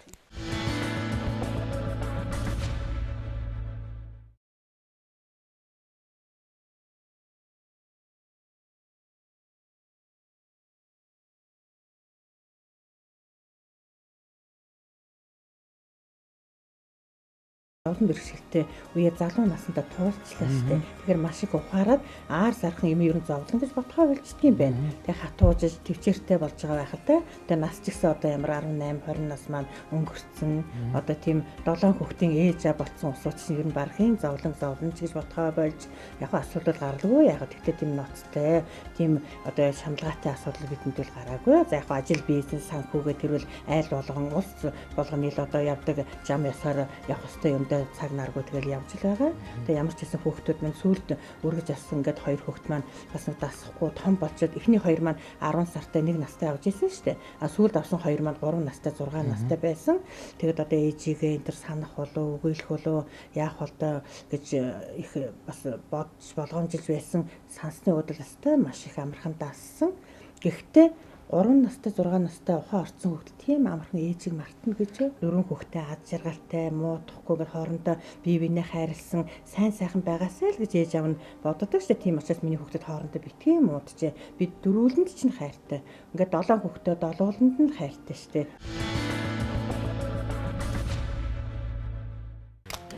Ингээд дахиад хоёр хүү нэмж авсан түүх үргэлжилж байгаа байхгүй юу? Надад ингэж хэлэх гээд. Нийтдээ 7 хүүхэдтэй болчлоо. Өөрийн өрөөлөн гэж ялгалгүйгээр өврөөс нь унсан юм шигээр үсгэж байгаа гэдэгт чинь үнэхээр баярлж байна. 3 хүүхдийн ерөөсөө тоолгүйгээр энэ 4 хүүхдийн тухайд яриад байгаа. Студид бас 4 хүн маань ирсэн байгаа урьж байна. За 4 хүүхэд харнаа. За ярьцнаа. Мөнх хоёр. За. Их хүлэг. Их тулга. Их тулга. Мөнх хоёр. Сайхан том Ээж хийж байгаа. Өө энэ хараа хамгийн бяцхан бат шиг. За хоёр бат гэрэл. За тийшээ суура. За ийшээс. За энэ өөр хүүхд ахын дөө хэдэн настай? Хэн гидгүү? Бат хэсэг. За чамайг 10. Одоо хэдгээр анги? 5. Нэр нь 10 мó. 10 настай. Тэгээд 5 дугаар анги. Нэр нь болохоор Бат гэрэл. Их толго. Их толго. 13. Насаа мартсан байна уу бодож байгаа байраад гинт бахан гэрэл дунд орж ирээ сандарчгүй. Би 15 настай. 15 настай. Дүүн юм шиг харагдаад байна ш, тий. Арай залуухан харагдаад байна уу? Их жаргалыгч хүүхдүүдэд маш их хөдөлмөрөөр хүмүүжүүлдэг юм билэ. Одоо жишээ нь 15 настай хүү бол гэрийн бүх ажлыг хийн дүүнэрээ бүгдийг зохицуулна. Хичээл сургуульд нь зөөн, ажлын хуваарийг гаргана. Их толгой бол ерөөсөө гэртээ талах барьдаг. Эднийх дэдгүүрээс талах худалдаж авдаггүй. Өдөр болгон 5 талах барьдаг те ихлага. За чи ярьдаа өөрөө. Өдөр танах хэдэн талах хийж чинь? 5 талах. 5 талах иддэг үү? Яаж сурсан талах барих? Ээжээсээ сурсан. Өдөр болгон 5 талах барихаар ядаргаатай биш байна уу? Үгүй. Амархан. Бүр гарт орцсон. Ирээдүйд ямар мэрэгжилтэй хүн болох юм? Нисгэгч болох. Аав нисгэгч байхгүй юу? За. Бизнес тийм ээ. Нисгэгч. Бизнест одоо нисгэгч хийж байгаа юм уу? Нисгэгч. Онгоцны бүхээгт нь хамт сууж үзсэн үү? Үтсэн. Ичээд байгаа юм уу? За ахынх нь хувьд ямар мэрэгжилтэй хүн болох юм? Би бас нисгэгч болно. Нисгэгч ахын тулд болохоор математик, англи хэл тийм хоёр хичээлдээ сайн байх хэрэгтэй гэж аав надад хэлсэн. Ах их ч гэсэн чи заавал нисгэгч болно шүү гэж хэлдэг. Тэгээд аавынхаа тийм мэрэгжлийг өвлүүлж авах хүсэлтэй байна. Дүүнэр нь бол одоо гэртээ байнга өөмүүлдэг л байлгүй дээ, тийм ээ. Командлагч нь гэж шít. Өглөө хичээлд бүгдийг өргөж өгөө. За хамгийн сахилгагүй нь юм бэ? Хамгийн сахилга нэг сахилгаагүйс аахгүй. Байхгүй. Чангараар Ахын мөжилж хүмүүжүүлж байгаа юм байна тийм ээ. За хоёр жоохон. За тэр шүргтэй ярилцъя. Батгэр. Би мөрдөгч болох хэвстэг. Мөрдөгч. Юу мөрдөх вэ? За цагдаа л бол гоё юм байна да тийм ээ. Батгэр л бол ерөөсөө гэрийнхаа бүх аягийг угаадаг. Аягийг угаагч. Тий, аяг угаагч. Бүгд ажлын Командлагч, генерал, тэгээд талх баригч, аяг угаагч. За чи Гэртээ юу хийдэг вэ? Готлаа хусаадаг. Готлоо хураадаг уу? Тий, 2-2-аар нэгнэж тарьдаг. Зөвхөн чиний чадах ажил тэр байх та. Тийг ингээ игнүүлээд ингээд Ямар тавьдаг байхгүй юу? Хэрэгтэй их чухал ажил Тэр шүү. нь өөрөд нь оноогоод өгсөн маш чухал ажил байхгүй. Өдрийн хит тийш тэр чинь хүн аймдаа орж гарах болгонд хийж байгаа байхгүй юу? Хүмүүс нэгэ гутлаа замбраагүй хайчаад ядаргаатай байна уу? Гайгүй юу? За нэг шүлэг уншиж. Woman гэстэй уудам талд эмээн гэстэй сэлмэг тэнгэр ааман гэстэй хандгаас уул ээж минь гэстэй гэжэл наа ах минь гэстэй хандгаас хаад эгч минь гэстэй гомсог цэцэг дүү маань гэстэй бүзэн туулаа би өөрөө ганган бамбат. Яа гэр бүлийн тухай гоё шиг байна. Хоёр багынхаа талаар ярьж байгаа шүү дээ. Манай хоёр баг хүү маань бол бас түүхөө мэднэ. Мэдхээс ч яг ягаад бол миний энэ хүүч одоо 7 настай, 3 настай, энэ хүү маань 6 настай байхад ээж нь автомашины осолд ороод ингээд нас орсон. Миний нөхрийн одоо төсөн ахынх нь охин байгаа юм. 38 настай да. Тэгээд аав нь ч асуудаагүй тэгээд нэг жил гарны дараа бас нас орсон. Тэгээд аав нь болохоор тэнд байхдаа л бидний ер нь аваач гэж их гуйж исэн, хэлдэг байсан. Тэгээд хоёр хүүтэг бас зөвлөсөн, бүгдээрээ гэр бүлээрээ зөвлөсөн. Тэгээд миний хоёр хүү яах вэ? Ямар бодолтой байна уу гэсэн. Тэгээд танайд л очие танай хүүхдэл болсон дээр гэж бодож ийн гээд өөртөөх нь бид нар бас саналыг сонссон. Одоо нөгөө 3 том хүүхдүүдтэйгээ зөвлөсөн. Энэ хоёртойгоо бас их зөвлөсөн. Тэгээд одоо ийм байдал төрөөд бүгдээрээ бид яг ингэ сууж байгаа зөвлөж байсан тухай үед. Тэгээд энэ хоёр маань одоо яалтай үедээ ээж одоо бид хоёр та нар өргөд ингээд авах юм бол бид хоёр дug аюу сайн хараад тэгээл сургууль мургуулд нь хөргөж өгөөл юм хумын угаагаад бид хоёр гомдохгүй сайхан харж өгч чадсан штэ гэдэг энэ хоёр маань бас сэтгэлийн дэм өгжсэн. Бас тэр үед бид нар бас жоохон ялангуяа манай том гурбал жоохон эхлээд дургүй байсан. Ягаад гэвэл энэ та хоёр анх энэ хоёр дug авахд залуу байсан. Одоо насаа гэсэн. Тэгээд энэ олон хүүхдээ та хоёр одоо зөв хүмүүжүүлээд ингээд гэх маш их асуудал байгаа штэ ээж аваа. Та хоёрыг бас өрөвдөд байх ингээд тэгжсэн л да. Тэгээд бид нэр нөхөртөөгөө яриад л тэгээд шийдвэрийг бид нар гаргасан. Тэр наран туяа маань нэг аваар тараад ухаангүй байсан л да. Тэгээд нэг нас орохоос хэдэн цагийн өмнө нөхөр маань хэлсэн. Одоо миний дүү яг бас ойлгож магадгүй гэж одоо нэг чихэнд нэгээд ингэж хараад их чинь нэ ээж чинь нэ би байна чиний хажууд гээд миний дүү хоёр дүүтэй битгий санаа заваарэ гэдэг. Хоёр хүүдээ битгий санаа заваарэ гэдгсэн чинь ойлгосон байлгүй нөгөө шархтай нүднээс нь цустай нүднээс зүгээр нүднээс юм тонголоо нулимс гарч ирсэн. Энэ хүүнэртэй ч хэлбэг идэртэй бид миний хоёр хүчин ирээдүйн аамдар том улсууд болно шүү дээ тий. Тэгээд тэр надад үзэгдээд ерөнхийдөө би амлалтсан хүн шүү дээ гэд.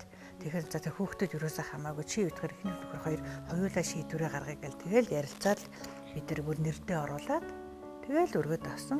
Тэгээ өргөд авсан ихний нэг жилүүл хоёр хүн маань мэдээж хэрэг ээжигээ санана энэ гэрт Монгол гэрт амьддаг байсан л да манай хоёр хүн ханы материалд тэгээд хаяа нэг лагертэнтэй зүүн гэр мөртөн тэр авч гарахаар тоон монор хараад бас ээж мэжиг ингээ тий тэнгэлээр гар уцаа идэгүүн тэгээд асуудаг байсан. Тэгээд би бас өөр ээжтэйгээ ярихсан гэж л бодож энэ гэж бодоод тэгээд тиймэрхүү эхний жилүүд тэр үед бол бас аюу хэцүү байдаг байсан. Цаашдаа ингээм амьдраад явж байна та. Тэгэл одоо 7 хүүхэдтэй биш хоёулаа 4 хүүхдийнхээ төлөөл одоо 4 хүүхдэл гэж ярина шүү дээ. Та нарын ярих чинь буруу биш. Манайх тэгж ярьдаг. Тэгээд манай гуравтаа за бид гурав шүү дээ жийчих юм байна л да гэх. Уган сургийн сонсох нэ эмээгийн бөхөөс үргэлжилсэн юм байл шүү дээ. Тийм манай миний одоо 7 хүүхдийн маань 5 нь хүү шүү дээ. Хүү маань одоо охинтой 7 сард болсон, ач охинтой болсон. Тэгээд одоо ээж нь ч мэддэхгүй, эмээ өвөн ч мэддэхгүй нэг ийм хоёр хүү явдаг шүү дээ. Нөхөр бол одоо нисгч юм байна. Та хүүхдүүдэд харж гинөө. Тий. Би бас зүгээр байхгүй. Зүгээр байхгүй. Одоо нэрүүл Монгол иргэн хөтөлбөр гээл одоо зургатаар баахан гараад байгаа үү. Тэр үйл ажиллагаанд бас хөтөлбөрт оролцоод л өөрийнхөө одоо хобби болон бас ажил да. Бас тэр чинь тэр ажиллаараа сая их Баян-Улгийн аймаг яваад ирлээ. Том шийдвэрийг гаргаад одоо энэ бүгдийг хийхэд бол мэдээж бас таны цаана их мундаг нөхөр байна гэж би ханчин байна гэж одоо би бодож байна л да. Тэгэхээр сая хүүхдээс хэллээ нисгчгээ. Тэгэхээр гэр бүлийн хүнийхээ талаар бас товч танилцуулна шүү дээ. Залуухнараа хоёлаа дөнгөж 18-тайгаа тэр нөхөртөөгөө танилцаад удаагүй тэгээд суугаад анхныхаа хүүг гаргасан. Тэгээд хүний маш их аз жаргалтай байлаа. Одоо цалин одоо тэр хувийн нисгчүний цалин маш их өндөр байсан. Одоо тэгээд санхүүгийн одоо маш их эрх чөлөөтэй дураараа одоо аз жаргалтай хүүтэй болъё гэсэн чинь хүүтэй болоод охинтой болно гэсэн чинь охинтой болоод тэгээд өсө бүр бүхэл юм ингээл халигаа цалгаал одоо амьдрал гэсэн ийм л сайхан байдгийн байл гэж одоо ингээл явж байгаад бодлого тэр манай энэ хамгийн том анхны маань хүү том хүү маань автомашины осолд ороод тэгэл хүүгээ аваад өстэй Москва, Бээжин, Америк одоо тэр гарын тунхаурд дээр гарсан те ерөөсөө явсан. Тэр түүхийг бол би ерөөсөө сөхөөгүй. Тэгэхээр хаа исэн 80-аас 90-ад оны хооронд л Москва, Бээжин, Америкаар яваад хүүгийнхээ амжилтын төлөө энэ хоёр бүх зүйлээ золиослсон хоёр хүүг л. Тэгээд олон газараар ингээд явж исэн Америкт энэ одоо тэр үн төлбөртэй тухайн үед одоо ч дийлэхгүй шүү дээ. Маш асар их одоо үн төлбөртэй тийм хаалгааг одоо сайн санаат одоо хүмүүсийн ач баянаар одоо тэр хүмүүс сайн болсон. Одоо энэ том хүмүүс шүү дээ. Тэгээд дотроо энэ одоо бурханд би айгүй итгэдэг. Бурханд одоо маш их өртөө гэж боддог. Энэ олон дэлхийн маш олон хүмүүсийн одоо ач баянаар хүмүүс одоо сайн болоо. Бээжинд хаалгаа, бээжинд одоо байхад одоо цус хийлэгдэг. Би хөдөө ингэж зөвлөдөг шүү дээ. Миний хөө чи дэлхийн ямар ч орны хүнийг одоо сайн муу хятад Монгол гэж ярих их чамд манай гэр бүл байхгүй шүү.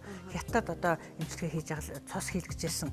Хятад хүний цус байж таараа Москвад одоо хичнээн цус хийлгөө Орос хүний цус байгаа. Тэр Америкт одоо цус хийлгэж байгаа. Бас л Монгол хүн тэр оронд хахад Монгол хүний цус тэнд одоо таараагүй л. Тийм учраас манай гэр бүл өнөөдөр үл ерөөсө хэн нэгэн одоо Хятад Монгол энэ тэр гэдэг яриа байх гадар ерөөсө тийм юу ахгүй гэж бодож ирсэн нэгдүгээр. Тэгээд энэ хүүхдүүтэй бас ахта бодож ирсэн л да ингээд олон хүний хайр халамжаар олон хүний одоо хүч хөдөлмөрөөр ингээд хүүгийнхээ одоо эрүүл мэнд амь насыг аварсан болохоор одоо заавал зүрх сэтгэлдээ ингээд хүн чинь өртөө явдаг нь шүү дээ.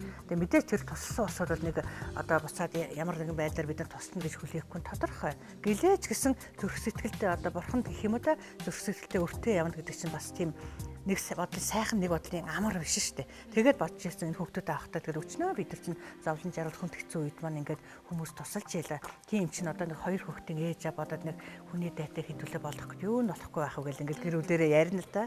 Тий?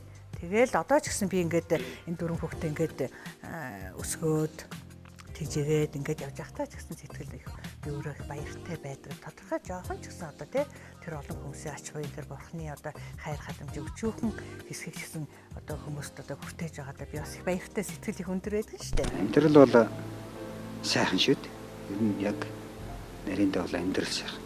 Бид нэр л өөрснөө хэцүү юм болгодог болохоос ерөөсөө сайхан. Яг хоёр сайхан таардаг хүн гэж энд хороодо таар суудаггүй. Ер нь бол таардаг юм гэж байдаггүй. Тааруулж амьдрах хэрэгтэй гэж хүүхдүүдэд захина. Тэгээ би дотроо батахгүй тэгээд надыг л энэ олон жил тааруулж амьдрсан юм байна да гэдэг. Тэр бол асар их ухаан, асар их төвчээр өгш одоо яах вэ хоёлоо өр ширэнд орж одоо амьд 9 мөнд байгаа маань одоо чухал шүү дээ. Тэгээд энэс гарч таараа болж л таараа гэдэг ч юм уу тий. Тэгмээ тийм мундаг нөмөр нөөлөгтэй байдаг. Тэгээд заримдаа нас цал байхад бас нөхрийгээ тэр хүчтэй тэр хүчийг мэдрэхгүй одоо ингээ өөрөө дарайл болгоод байгаа юм шиг одоо тэгэхээр жоох насаа ихэд ирэхээр ямар өстэй нэг хан хинтээ шиг ханхаж яадаг ийм сайн би одоо нөхөртэй юм бэ гэж одоо насаа ихсэн илүү ойлгож ухаарч нөхрийнхөө нөмөр нөөлгөр үдээ дайны амьдэрч үдээ дайны зэрэгтэй явж гин гэдэг үл нэр хүмүүс ингээ зургатаар ярихад тэгж хэлдэг нэг хахтар ач холбогдол өгөхгүй мэдээж ханилсан гэр бүлэд би минийхээ төлөө явна штэ гэж боддог байсан чинь нэрэг тийм юм байлээ. Тэгээд би нөхөртөө бас маш их баярлж байдаг. Сонсохыг хүсэжсэн бүх зүйлсийг л би бас хувьдаа сонслоо гэж бодож байна. Маш их зүйлийг л дотроо тунгааж байна л да. Танай гэр бүлд аз жаргал хамгийн сайн сайхан бүхнийг хүсэн өрөө. Тэгэхээр өнөөдөр та бол миний сэтгэлд нэг тийм гэрэл асаалаа л да. Яг сүүлийн хэд хоног би бол одоо 2 хоногийн өмнө би хаяг тогтоох гэдэг газар очиж хүүхдүүдтэй уулзч үзлээ. Хэд хоногийн өмнө болохоор одоо 0-оос 1 насны нэрээ хүүхэд одоо шоронд байхыг харлаа тий. Ингээ миний сэтгэл зүрх бол ийм харлцсан байсан. Тэгтэл одоо нэг ч гэсэн хүн ингээд өнөөдөр энэ хүүхдүүдийн төлөө ингэж явж байгаа нь бол одоо надад их тийм сайхан санагдчих дотор гэрэл асааж өгч юм л та. Тэгэхээр юм ер нь ингэж дэнсэлж тий. Одоо хүүхдтэй үнэхээр ямар нэгэн шалтгаанаас орхисон хүн байдаг бол бас түүнийг нь авдаг хүн энд сууж ийна гэдэг. Тэгэхээр энэ ч гэсэн манай нэвтрүүлгийн бас нэгэн зорилго нэг үнцэг байгаа. Тэгэхээр танд аз жаргал сайн сайхан бүхний хүсээрээ. Одоо чухал ажлын маань чухал нь одоо сайн ээж байх. Тэгэхээр сайн ээж авахын төлөө одоо зүдэрч байгаа, зүтгэж байгаа, аз жаргалтай байгаа, зовж байгаа бүхэл ээж аав нартай одоо төвчээртэй байгаарай, хүчтэй байгаарай, бие бинийгээ улам хайрлаж одоо явъя гэж хэлмээр байна. Тэгэхээр олон одоо ил гарах шаардлагач байхгүй бидэнд бол ерөөсөө өөрийнхөө хувь тавилангаар одоо бусдын төлөө одоо золиосож амьдарч байгаа маш олон одоо сайн санаат хүмүүсийн төлөө би баярлж одоо бахархаж явдаг юм а гэдгээл хэлмээр байна. Уг нь энэ дөрвөн хүүхэд тус тусын ээж автай байсан. Одоо Даштавагийн хэдэг айлын 4 өргөмөлхүү 4 ах дүүс боллоо. Хэрв асрамжийн цэцэрлэгт очисон бол бас ийм дотны ах дүүс болооч юу, үгүй ч юу. Энэ дөрвийн цохилох зүрх догдлох сэтгэлийг нь эзэмдсэн нэг сайн ээж аав учирсан учраас одоо нэг айлын хүүхдүүд боллоо. Маш олон сайхан сэтгэлтэй хүмүүс байгаа. Тэрний төлөөлөл болж өнөөдөр их жаргалагч ирлээ. Замун түүний гэрүүл Даштава танд бас баярлалаа гэж хэлмээр байна. Баярлалаа. Тэгээд аз жаргал хүсье. Баярлалаа.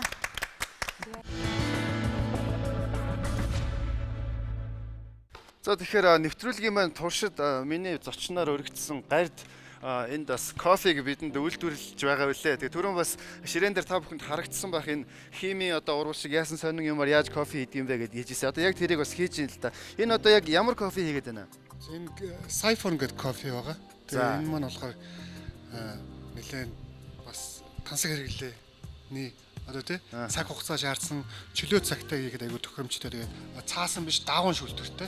Зөв. Тэгээ одоо хийж үзүүлнэ. Бариста гард маань одоо энд 5 төрлийн өнөөдөр гар аргаар кофе чанах аргыг бидэнд зааж өгнө гэсэн байгаа. Тэгээд үлдсэн одоо 2-3 төрлийг нь бол бид энд бас хийж байна. Тэгээд эндээсээ кофегаа үйлдвэрлээд дараагийнхаа зочдод бол кофегаа амсуулж уулгаж байгаа. Тэгэхээр маш их баярлалаа. Бас цаг завгүй байх үедээ энд бас үлдээд нэвтрүүлгийн дуустал бидэнтэй хамт байгаад маш их баярлалаа. За тэгэхээр урьсан зочин маань их жаргалан хэмээх энэ буянтай сайхан ээжийн амьдрал түүх өөрөө кино шиг сонирн байсан бах. За бас үзэгчд маань бодрол ухаарл хайрсан болов уу гэж найдаж байна. Ингээд дараагийн зочин юм бэ? Одоо миний зочин. Миний зочин бол Франц улсад легонер хийдэг одоо хүсний цэрэг гэж ярьдаг ш тийм ээ. Хүсний цэрэг. Тийм, хүсний цэрэг. Монголоор бол хүсний цэрэг легонер гэдэг ба. Батулга гэдэг залууг өрсөн байгаа. Ингээ студид батулгыг өрж байна. Байлдагч батулга. Цэрэг орж ирнэ гэж бод. Сайн байна уу? За сайн байна уу та? За. Сайн. Амралтаараа явж байгаа. Монгол улстай төр амралтаараа ирсэн байхад нь бас амжиж урилга өгсөн байгаа. Батулга бид легонер хүсний цэрэг гэж л мэдхээс биш ер нь ямар учиртай яадаг гэдгийг бас сайн мэдэхгүй байгаа юм л та тийм ээ. Тэр талаар нь товчхон түүхийг ярьж өгөөч. Легон étranger буюу одоо Франц дахь гадны улсын цэрэг гэдэг юм уу та. Ер нь Францд бол хүсний цэрэг гэж ярьдаг. Манайхаар бол нөгөө гэрээ цэрэг мөн үү? Манайхаар бол гэрээ цэрэг. Гэхдээ яг Франц улсын иргэн биш. Өөр улсын иргэдийг гэрээ цэрэгийн албанд хамрагдуулж байгаа гэсэн үг юм да. Ямар сони? Ямар зөвлөл байдаг? 1800 оноос хойш 1831 онд л анх байгуулагдсан. Тэгээд одоо хүртэл явж байгаа. Тэгээд нийтдээ тэгээд хичнээн орны цэргүүд ахгүй юу? Нэг 137 орны бол цэрэг байна. Одоогийн тоогоор бол Монголоос нэг 50 гаруй залуучууд байна. Амралтаараа явж байгаа гэсэн ер нь нэг юм арми юм шиг хувцас харагдаад байна юм. Яг хоо амралтаараа явж бас нөгөө хувцас өмсөн л дээ. Яг энийг яг нэвтрүүлэх хэлэл юм чөлөөд байна. Сая биднээсийн яг 5 сар Африкт аалга бочоод тэнд өдөгд операшн гэдэг ажиллагаанд оролцоод тэр хувцас өмсөд өрлөө. Яг сонирхолтой болов уу.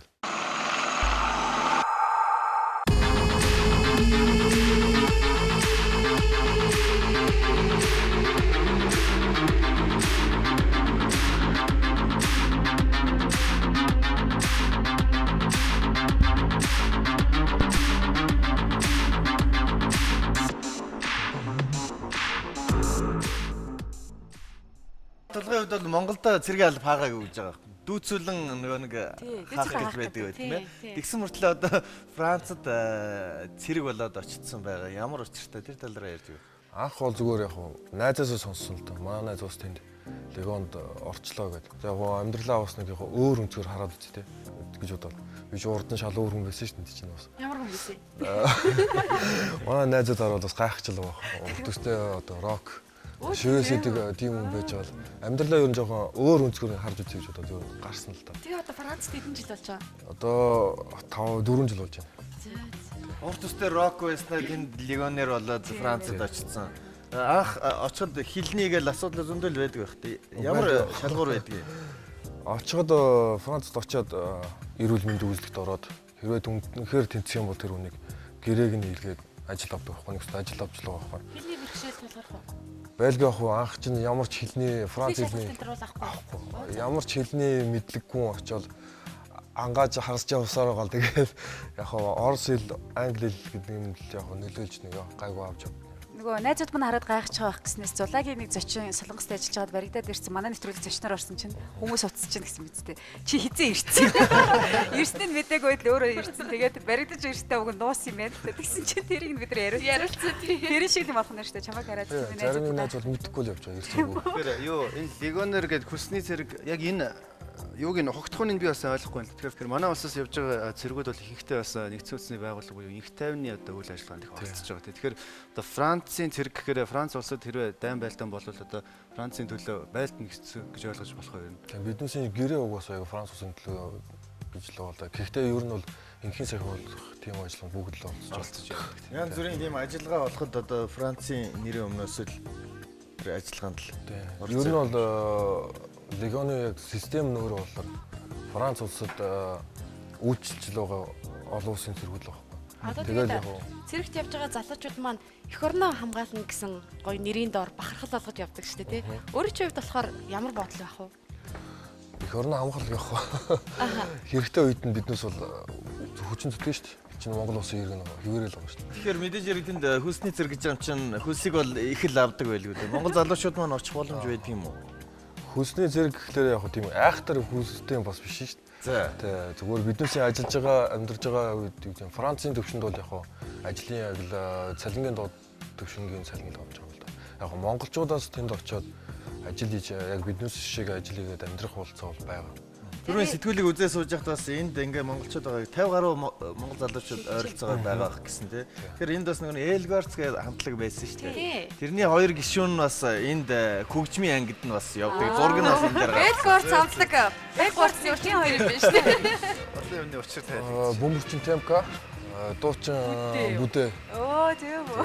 Ямар хөөрхий хөгжмийн ангид аа. Тийм. Легон дотроо үлээвэр хөгжмийн үлээвэр маш том ангитай байхгүй.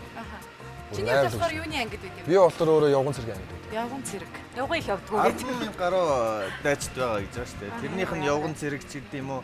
Дотроо олон анги л дээ. Инженерийн анги, шүхрийн анги, танкийн анги гэдэг. Би болохоор явган цэргийн анги. Тэгээ хөгжмийн ангид нь манай хоёр зал найз маань. Тэгээд тэр 50 гаруй монголчууд одоо цэргийн хоорондоо хамтдаа амьдрах уу? Тус тусдаа. Ер нь бол бүх цэргүүд ер нь цэргийн хоорондоо амьдрах. Гэхдээ бид нар ч нөгөө 50 гаруй залуу гэдэг нь ангид өөр. Дорож легон ч нэг 8 анги байхад нэг 5-6-аад нь ерөнхийдөө л байна гэсэн. Хүнд юм нэх байхгүй. Эхэндээ л жоохон хэлний бэрхшээл жоохон юм. Дайнд орж үзсэн. Дайн тулаантай газар руу явж үзсэн гэдэг. Бас дайн гэх юм уу бас яг зүгээр нэг иргэний мөргөлдөөний үед очиж үзсэн. Би бас нэг газараас уншиж ирсэн юм л да. Айрам далав хаадаг хүн болгон ямар нэгэн байдлаас дайн болоосоо гэж хүсэж идэг гэж тэгж уншиж ирсэн. Тэгэхээр ингэж бүгд нэг юм омогшилттай байлдахыг бас хүсэж идэг. Дандаа ингэ бэлтгэл хийж байгаа шүү дээ, тий. Тэгэхээр тэр бас юуны төлөө үлээ. Тэгээд зөвөр энэ үнэн юм болох бодлоо юм бол би өөрөө бас мэдэхгүй байна. Ер нь тэгэл харцангуй 50 газар байгаа хүмүүс ер нь тийм дайн тулгааны хүсээд итгэндөө. Миний хувьд ч гэсэн нэг тийм юм хармааргүй л гэж боддог шүү дээ. Би бол хүсэхгүй. Тийм болов. Франц цэргийн алба тааж гин гэдэг тийм ээ. Тэгэхээр цэргийн байлдагчийн арга гэр гэж бас байгаа да. Би. Залуу осод тол байхад хэцүү гэж ярьдаг шүү дээ. Ой байлгаа хэцүү юм тохиолдчихлоо нэгэд. Манай хүн чинь намайг 1 жил гарангийн сервистэй одоо сервис гэдэг нь манай хахаар Францд ирээд тэгээ хамд байж байгаад жирэмсэн болоод Монгол руугаа буцахгүй юу. Тэгээ би ч одоо хүүгээ харж чадахгүй бас нэг хэсэг нилээ бас хэцүү байлаа. Тэгээ хажуугаар нь тэгэл хол болоор чинь тэгээд хэцүү юм билээ. Тэгээ өнгөрсөн жил ирж байгуудаа хүүгээ нэг 6 сар тогт нэг чаарлаа. Сонд юм билээ. Хол зай хайр дурлал боломжгүй гэж их олон хүмүүс ярьдаг. Боломжтой. Боломж бий. биеийнхээ сайн ойлгож явал болцоо гэж бодож байна. Гол нь биеийнхээ зөв ойлгох л гэж боддоо шүү дээ. Гэтэ их удаан хугацаагаар бас уулзахгүй Аа болчихсон. бас тэр жоох хэцүү.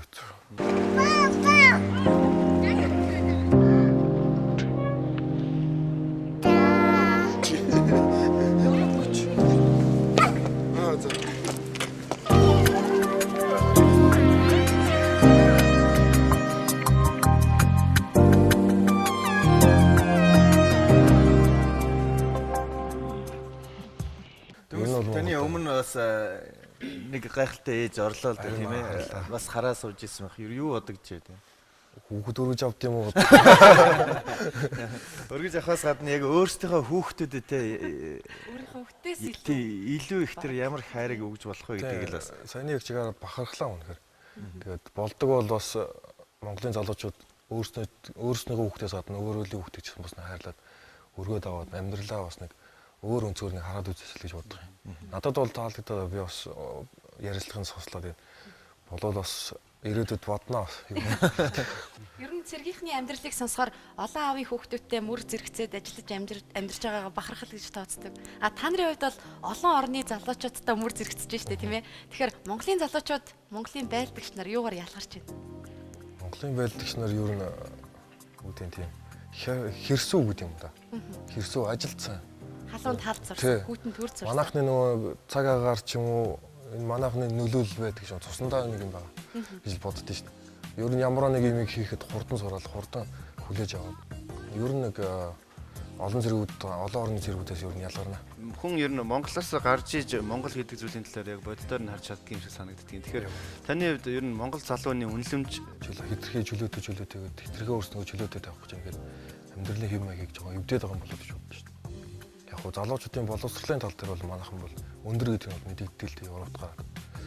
Зүгээр дээд боловсролтой ч юм 10 жилийн хүүхдүүдийн хооронд нь яг 10 жилийн хүүхдийг Европын орны 10 жилийн хүүхдтэй харьцуулахад сурсан мэдлэгийн хувьд бол манайх илүү гэдэг байхгүй юу? 10-аас илүү гэдэг. Тоо бодох ч юм уу тооны тал дээр. Биднес ч очиод бас тэг шалгалт малгалт өгөөл явж байхад тэр IQ-гийн тест-мэст өгч явахад биднес өндөр л орд юм. Монголчууд. Европын орны залуучууд ер нь ихэнх нь унаа тиймэрхүү юм дээр бас сонин бид. Тэгэхээр гол зүйлэл нэг нь ууж идэх тал руугаа л орчих гээд байна. Тийм манайхны яг хуу ёстой ганц болдгоо тал нэг юм арх уух тал жоохон л асуудалтай байна. Тэнд одоо тэр нь бас нээлттэй бах уу? Нээлттэй л явах уу? Ганцтай. Тийм үү. Тэр хүний хэрэглээ тэр зөв хэрэглээ гэдэг юм л байх хэрэгтэй. Бүгд л тэр Европт бол ерөөсө хэрэглээ зөв хэрэглээ. Хүн өөрийгөө болсон бол болоо гэж боддог. Ухамсарын асуудал их байдаг. Манайхан ч жоох хэтрүүлжүүл жоохон явуулчих гээд байдаг юм. Явуулчих гээд. Нөгөө манай Элко Орци хоёр одоо нөгөө Памагитийн нам мамад болж байна уу тийм? Одоо тэгээд бүдээ одоо Франц хэлээрээ л сайн сурж байгаа л ер нь дуулах байх гэж бодоод байгаа шүү дээ. Тийм үү. Тэгэхээр Элко Орцийн Европод бяцхан нууц гэдэг юм да төлөвлөгөө ерөнхийдөө хөгжмийн мэдлэгээ ахиулъя. Хэлний шинэ боловсролтой байгуулчаад Европт нэг жоохон хүчсээрээд үзье гэсэн л бодлоо юм байна лээ. Би сайхан дэмжиж л яваад байна. Хизээ одоо буцах уу? Одоо хагас өдөр буцсан. Нөгөөдөр юу авч явах вэ? Монголоос одоо дурсгалын зөвлөл авч явдаг баг та. Ер нь Францад байгаа монголчууд эндээс юу илүү их цахилдаг бол юу илүү сонирхдаг бол хамгийн их удаад ирэхлээр өгүүлдэг юм одоо тэгэл нөгөө нэг айрыг таргууны юм бахал гэдэг байна шүү дээ. Тэр нь тэгээ хэлээр оруулах. Гаруулах хэцүү тэгээд юм хөгжих чинь бол сайхан юм аа. Айраг маригч одоо уудтай хуураа болцсон юм. Тэр хямрал консерв үндэстэй байгаа. Тэгэхээр чинь тэр мөрийг авч явдаг байх таа очил хэдэн найзууд гадаадын найзууд байна. Тэднээс ч юм сонирхох юм. Очиж амсуулдаг л багтаа. Тэрс тэнд бол Франц хэлээр дандаа харьцах хоорондоо. Анх очиод ямар ч Франц хэлний мэдлэггүй байж байгаа л бас шалгуулаад нөгөө нэг физик, эрүүл мэнд, IQ эднэрэл сайн өгчих юм бол тэр нэг сервис гэж ихний жилдээ хэл усаа сайн сураал зингийн зэргийн тэр юмнуудыг бэлтгэлээд хийдэм шиг байна. Эмэгтэй хүн авдаг юм уу? Би явах уу? Эмэгтэй хүн авахгүй. Тэгээ Францын өөрсдийн анги, өөрсдийн цэргийн ангид бол эмэгтэй хүн авдаг юм. Яг легон дотор бол уламжлаар ямар ч эмэгтэй хүн байхгүй. Одоо нэвтрүүлэг гарсны дараа залуучууд дуцтал баталгын яг яаж явсан юм бол гэж асуугаад байна бол бид нар одоо юу гэж хэлэх вэ хариуд. Чи яваад чи биш үү? Хүснэ хідвэ гэдэг асуугаад тийм ээ. Олон залуучууд сонирхож байгаа. Харин тий. Тэгээ энд легоныг 5 жилийн хугацааг дуусаад Монгол дээр ирээд ажиллаж амьдарч байгаа бас хэдэн залууч байна. Тэр хэд маань бас биднестэй холбоотой байдаг учраас биднес нөгөө холбоогоо явуулсан байгууллага байна. дараад нь тэгээд угаасаа нийгэмд нээлттэй болоод ирэхлээр хүмүүс тодорхой хэмжээний мэдээлэл авах бол зөв мэдээлэл болно. Тэр хүмүүсээс авч болох байх гэж бодож байна. Намайг байхгүй байсан ч гэсэн. За маш их баярлалаа. Нөгөөдөр одоо буцаад Францад очиж албаа хаана ирэх жил ирнэ тийм ээ. Монгол залуучууд маань мэдээж гадагшаа явж байгаа. Тэнд байгаа зүйлсийг сураад Монголдо хэрэгтэй зүйлсийг хэрэгжүүлэх гэж байгаа ийм залуучууд бас байгаа юм шүү гэдэг утгаар өнөөдөр баталгаа урьлаа. Албаа сайн хаагараа танд баярлалаа. Зүгөө та бүхэн баярлалаа. За амжилт хүсье. Кофега уугаарай. Авч яваад ууж болно шүү. Тэгээ аваад яа. За баярлалаа.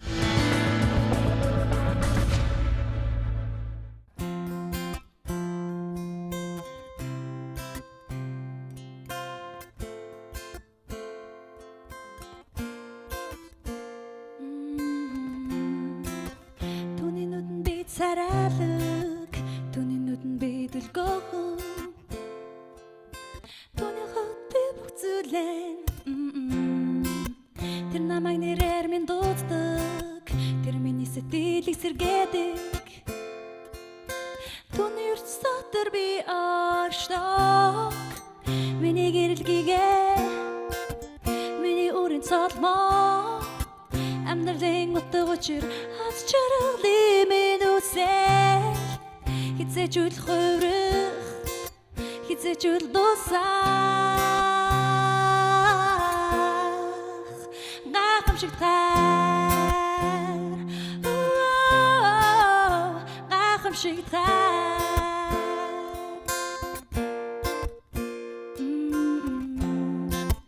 Түндэ хамт байх цаг хурдан өнгөрдөг.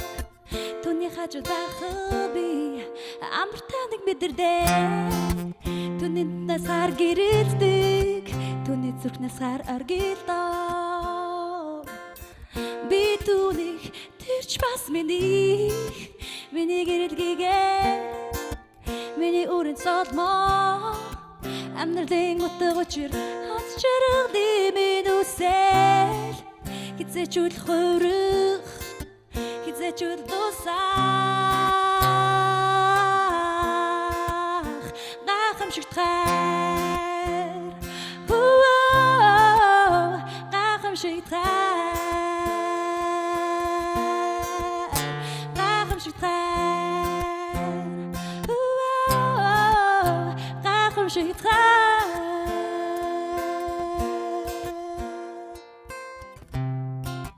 Миний гэрэлгийгээ, миний үрийн цолмоо. Амьдралын утга учир аз жаргалын минь үсэл. Хизээч үл хувирах, хизээч үл дусах. Гайхамшиг таар. За баярлалаа. Тэгэхээр Очмогийн өөрийнх нь зохиосон дуу гэж шүү дээ. Дуу гэж байна. Тэгээд очмог залуучууд сайн таньж байгаа байхаа. Би тэрэнд итгэлтэй байна. Маш олон дуунууд уран бүтээл нь онлайн орчинд түгэнд гаргасан тийм ээ. Facebook ертөнцид, YouTube. За одоо харин кофетэй энэ гоё яриаг хиний зочноор үргэлжлүүлэх лээ. Өнөөдрийн нэвтрүүлгийн сүүлийн зочин миний зочин байгаа. Тэгээд эргээд ингээд харж ирсэн чинь дөрөв урилгад би спортын хүн юу урээгүй юм бэлээ. Анх удаа спортын тэгээ залуу тамирчин бас хөтөлгөө мартай гэж би хувьдаа бодоод байгаа энэ залууг. Яагаад тэгэхээр өөрөө бас докторантурт сурж байгаа. Дээрээс нь өөрөө тамирчин хүн авсан одоо шинэхэн тэмцээнээс авчирсан медаль нь одоо шинэхнэрээ байгаа. Тэгээд ийм залуу хүнийг өрөө гэж бодоод өнөөдөр Болд Эрдэнэийг авирж байгаа. Ингээд миний зочныг хүлээн авна уу? За Болд Эрдэнэ. За докторантур Болд Эрдэнэ. Медалтай Болд Эрдэнэ. Тэгээд Болд Эрдэнэ мэдээж тамирчин хүнтэй ингээд амжилтын тухай зөндөө их яриад илж болно. Би бол хамгийн түрүүний асуудал нь юу вэ гэхээр Болд Эрдэнэ одоо энэ докторийн ажлын сэдв юу байгаа бол тэр нь Монголын биеийн тамирчид ямар өгөөж өгөх бол гэж би асуумаар санагдав. За би одоо улс сурлын сургууль багшлаад одоо 3 жилийн өмнө үзэж байгаа би энэ сургуулийг өөрөө төгссөн. Тэгээд нэгдүгээр хосоош докторантуудаа энэ сургуулийн докторантууд хэлсээд одоо хичээлдээ суугаа судалгааны ажлыг эхэлсэн явж байна. Ерөнхийдөө би магистрийн ажлыг өөрийн одоо үндсэн спорт болох жудогийн төрлөөр тамирчдын техник тактик дүн шинжилгээс зэдвэр анх 2004 онд хамгаалж ирсэн. Яг тэр чиглэлээр ерөнхийдөө жудогийн арга техник тал дээр Монгол техник одоо хата техник Монголын жудогийн яг Монгол техник гэж юу гэдэг талаар ч юм уу тэр талаар ерөнхийдөө голцсон яг сэдв бол тогтоогоо судалгааны ажил явагдаж байгаа юм. Ер нь Монгол тамирчдыг жудочдыг судалсан судалгаа хэрэг байдгийг. Жудаач судалгаа олон л доо манай одоо жудаагийн эрдэмтдүүд бас маш олон шүү дээ. Амьдан багш маа, одоо Гамбол зан гэж жудаагийн докторууд, заа талигаш Бацх багш маа зэрэг. Тэгээ буйдаа багш гэж жудаагийн манай эрдэмтдэр нь олон л доо. Тэгэхээр ингээд залхамж халаанаа судалж чинь тийм үү цааш нь. Тэгэлгүй яг хөө эднийхэн залхамж. Миний бодлоор бол арай өөр шинэлэг сэдв гаргаж ирж судалж болов. Монголын одоо яг энэ манай спортын ертөнцид дутагдж байгаа шинээр нэвтрүүлмээр байгаа тийм сэдвийг барьж аваад судалгааг нь эхлүүлж болов юу? Монголын жудаа ерөнхийдөө дэлхийд ер нь шинэлэг зүйл болчихлоо одоо. Яагаад гэвэл одоо дэлхийд Монголын жудааг ерөнхийдөө одоо Монгол жудаа юу болчихвоо? Монголын жудаа яагаад юм огтом амжилт гарчихв?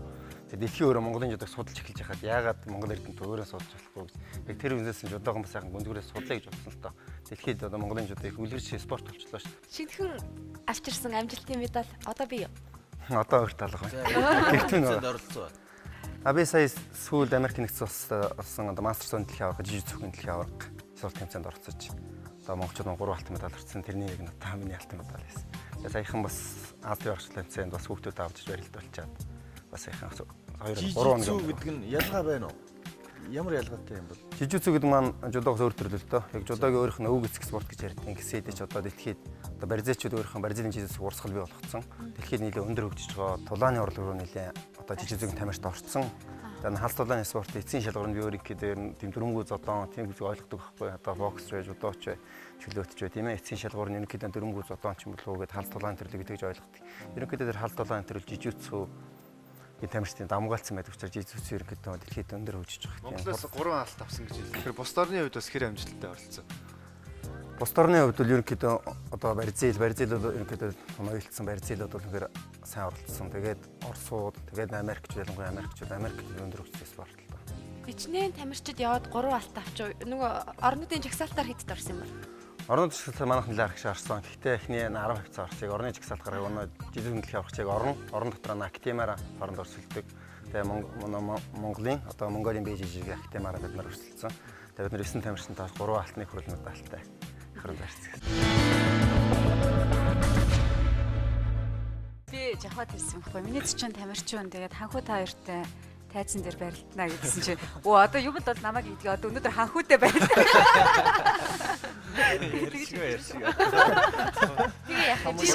Жишээнүүд ингэмээр байгаа байхгүй юу? Мишок хэрэгтэй болохоор намайг барьж байгаа. Хит хийцээ. Би бол нэг жиж юуг нэ гэл ингээл нэг хитэд бүдэрсэн байхгүй юу? Тэгэхээр энэний одоо онцлог ялгаа нь юу яах вэ гэж одоо энд ингээ ханхууг барьж одоо зүлүүлмээр л байгаа байхгүй юу? Спорт угаасаа шинжлэх ухаан болоод бол удаж байгаа тийм ээ. Тэгэхээр шууд гараал барилдахаас илүү их энэ шинжлэх ухааныг хөгжүүлээд юун дээр нь тулгуурлаж явж байгаа гэдэг гол үндэс нь байгаад байгаа юм шиг санагдчих. Тэгэлгүй ерөнхийдөө дэлхийд одоо спорт чинь өндөр болчлоо шүү дээ. Ерөнхийдөө одоо хүчтэй дийлдэг бол одоо ерөнхийдөө арга техникс бол яа тамирчинд ялах боломж ямар байна гэдэг нь улам нарийнсж байгаа учраас тэр нь өөрөөсөө шинжлэх ухаан болгогдсон. Яг тэр талаас аль судалгаа сайтай баг аль одоо бэлтгэл сайн хийхээс гадна аль баг судалгаа сайн байна. Судалгааны одоо бүр холбоон дээр том судалгааны багууд ажиллагдсан. Монголын жудаг холбоон дээр судалгааны баг ажиллаад одоо ингээл Европ урдан монголчууд бүр тамирчингүй шахууд ганц тамирчин багшгүй хэзээ явдаг хүртэл байлаа шүү дээ. Одоо л ерөнхийдөө Монголын спорт гоё болж эхэлж шүү дээ.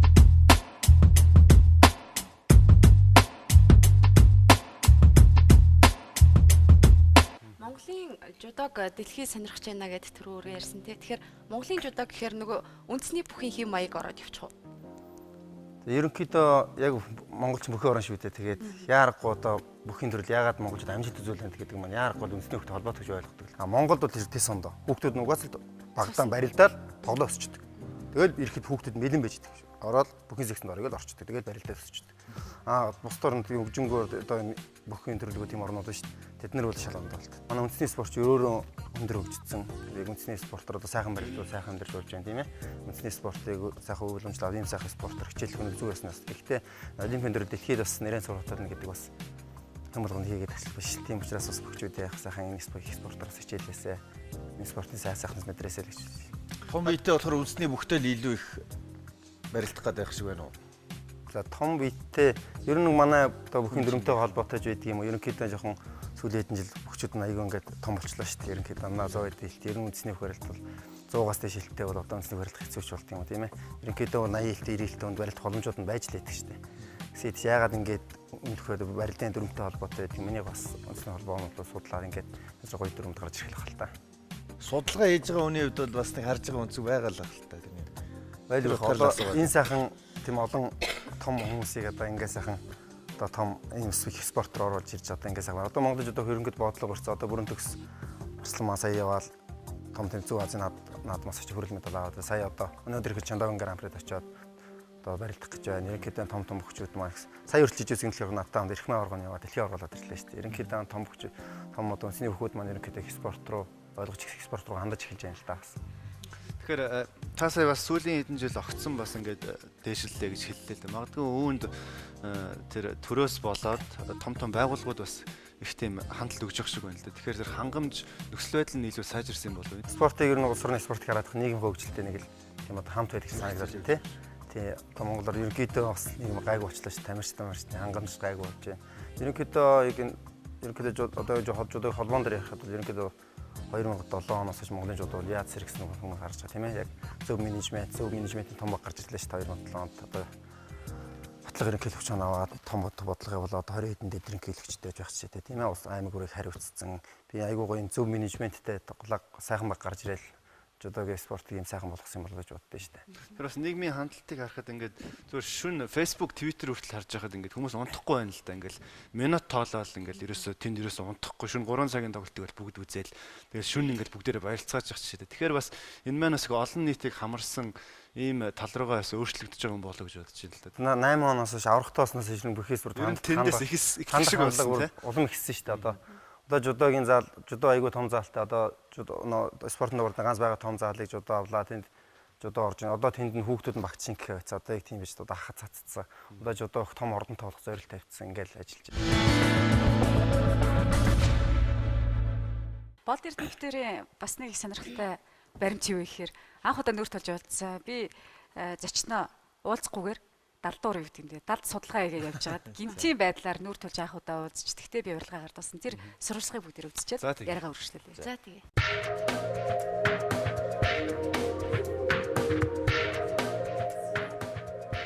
Анх удаага спортын хүн өрөх гэж байна. Ямар ч гэсэн өрөөндөө байж байгаа уулзъя. Тэг хамгийн гол нь сонирхолтой нь гэвэл энэ хүн нэвтрүүлэгт урилгаар орохоо мдээгүй. Би өөрөө энэ залууг дөрөв урилгын зочин байх хэрэгтэй болов. Бас ингээд өсөж яваа залуу ирээдүйтэй юм спортын тамирчин гэдэг утгаар нь бас юм амжуулж байгаа залуу хүн гэдэг утгаар нь урихтад хөдөлгөөн ирсэн байна. Тийм үү? За. Зөө нэр гэсэн. За сайн минь өөрөө чи хаагаа явж байна. Дөрөв урилга нэвтрүүлэгтээ зочноор урих гээд тэгээд урилга гаргах гэж ирж байгаа маа. Тэгээд манай нэвтрүүлэгт оролцоорой гэдэг. Нэвтрүүлэг урилга өгчээ. Баярлалаа. Өнөөдөр ямар хичээл за одоо ямар төлөвлөгөөтэй байж байна? Өнөөдөр яг жодогийнхоо ингээд жодогоо хичээлийг орчоод тэгээд завсарлчаа сая ингээд ажиллах өрөөр орох гэсэн дэш явж байлаа. Ер нь хичээл хэр шахуу байдгийг оюутнуудтай ажиллахад ямар байна? За манай Монгол Улсын боловсролын сургуулийг багш хэлдэг Монголын багш хэлдэг одоо төрийн ганц сургууль тэгээд энд багшийн өөрөө багш тэгээд шавнараа бэлдээд одоо багшуулах юм. Одоо гараагийн тавиад одоо ийм сайхан ажлыг хийдэг те. Ямар хичээлүүд орох вэ? Би жодог хичээлээс гадна сэтгэхийн бүхэн төрөлд хичээл, за мөн одоо мэрэгжлийн ангид одоо мэрэгжлийн дидактик хичээлүүд энэ ордог. Багшлахад сайхан бас хэцүү нь юу байх вэ? Багшлахад сурахаас хэцүү. Багшлах нь тэгэхээр одоо үнээр сайхан цагаахан ажил юм болов уу гэж бодож байд юм да. Хэдэн жил багшилж байна? Би багш 2000 сургууль 2002 онд төгсөөд тэрнээс хойш одоо 11 жил багшилж байна. Тэгээд тамирчны ажлаар багшийн ажиллагээд одоо 3 дахь сургууль төгсөн сургуультай яг одоо 3 дахь хичээлээ ажиллаж байна да.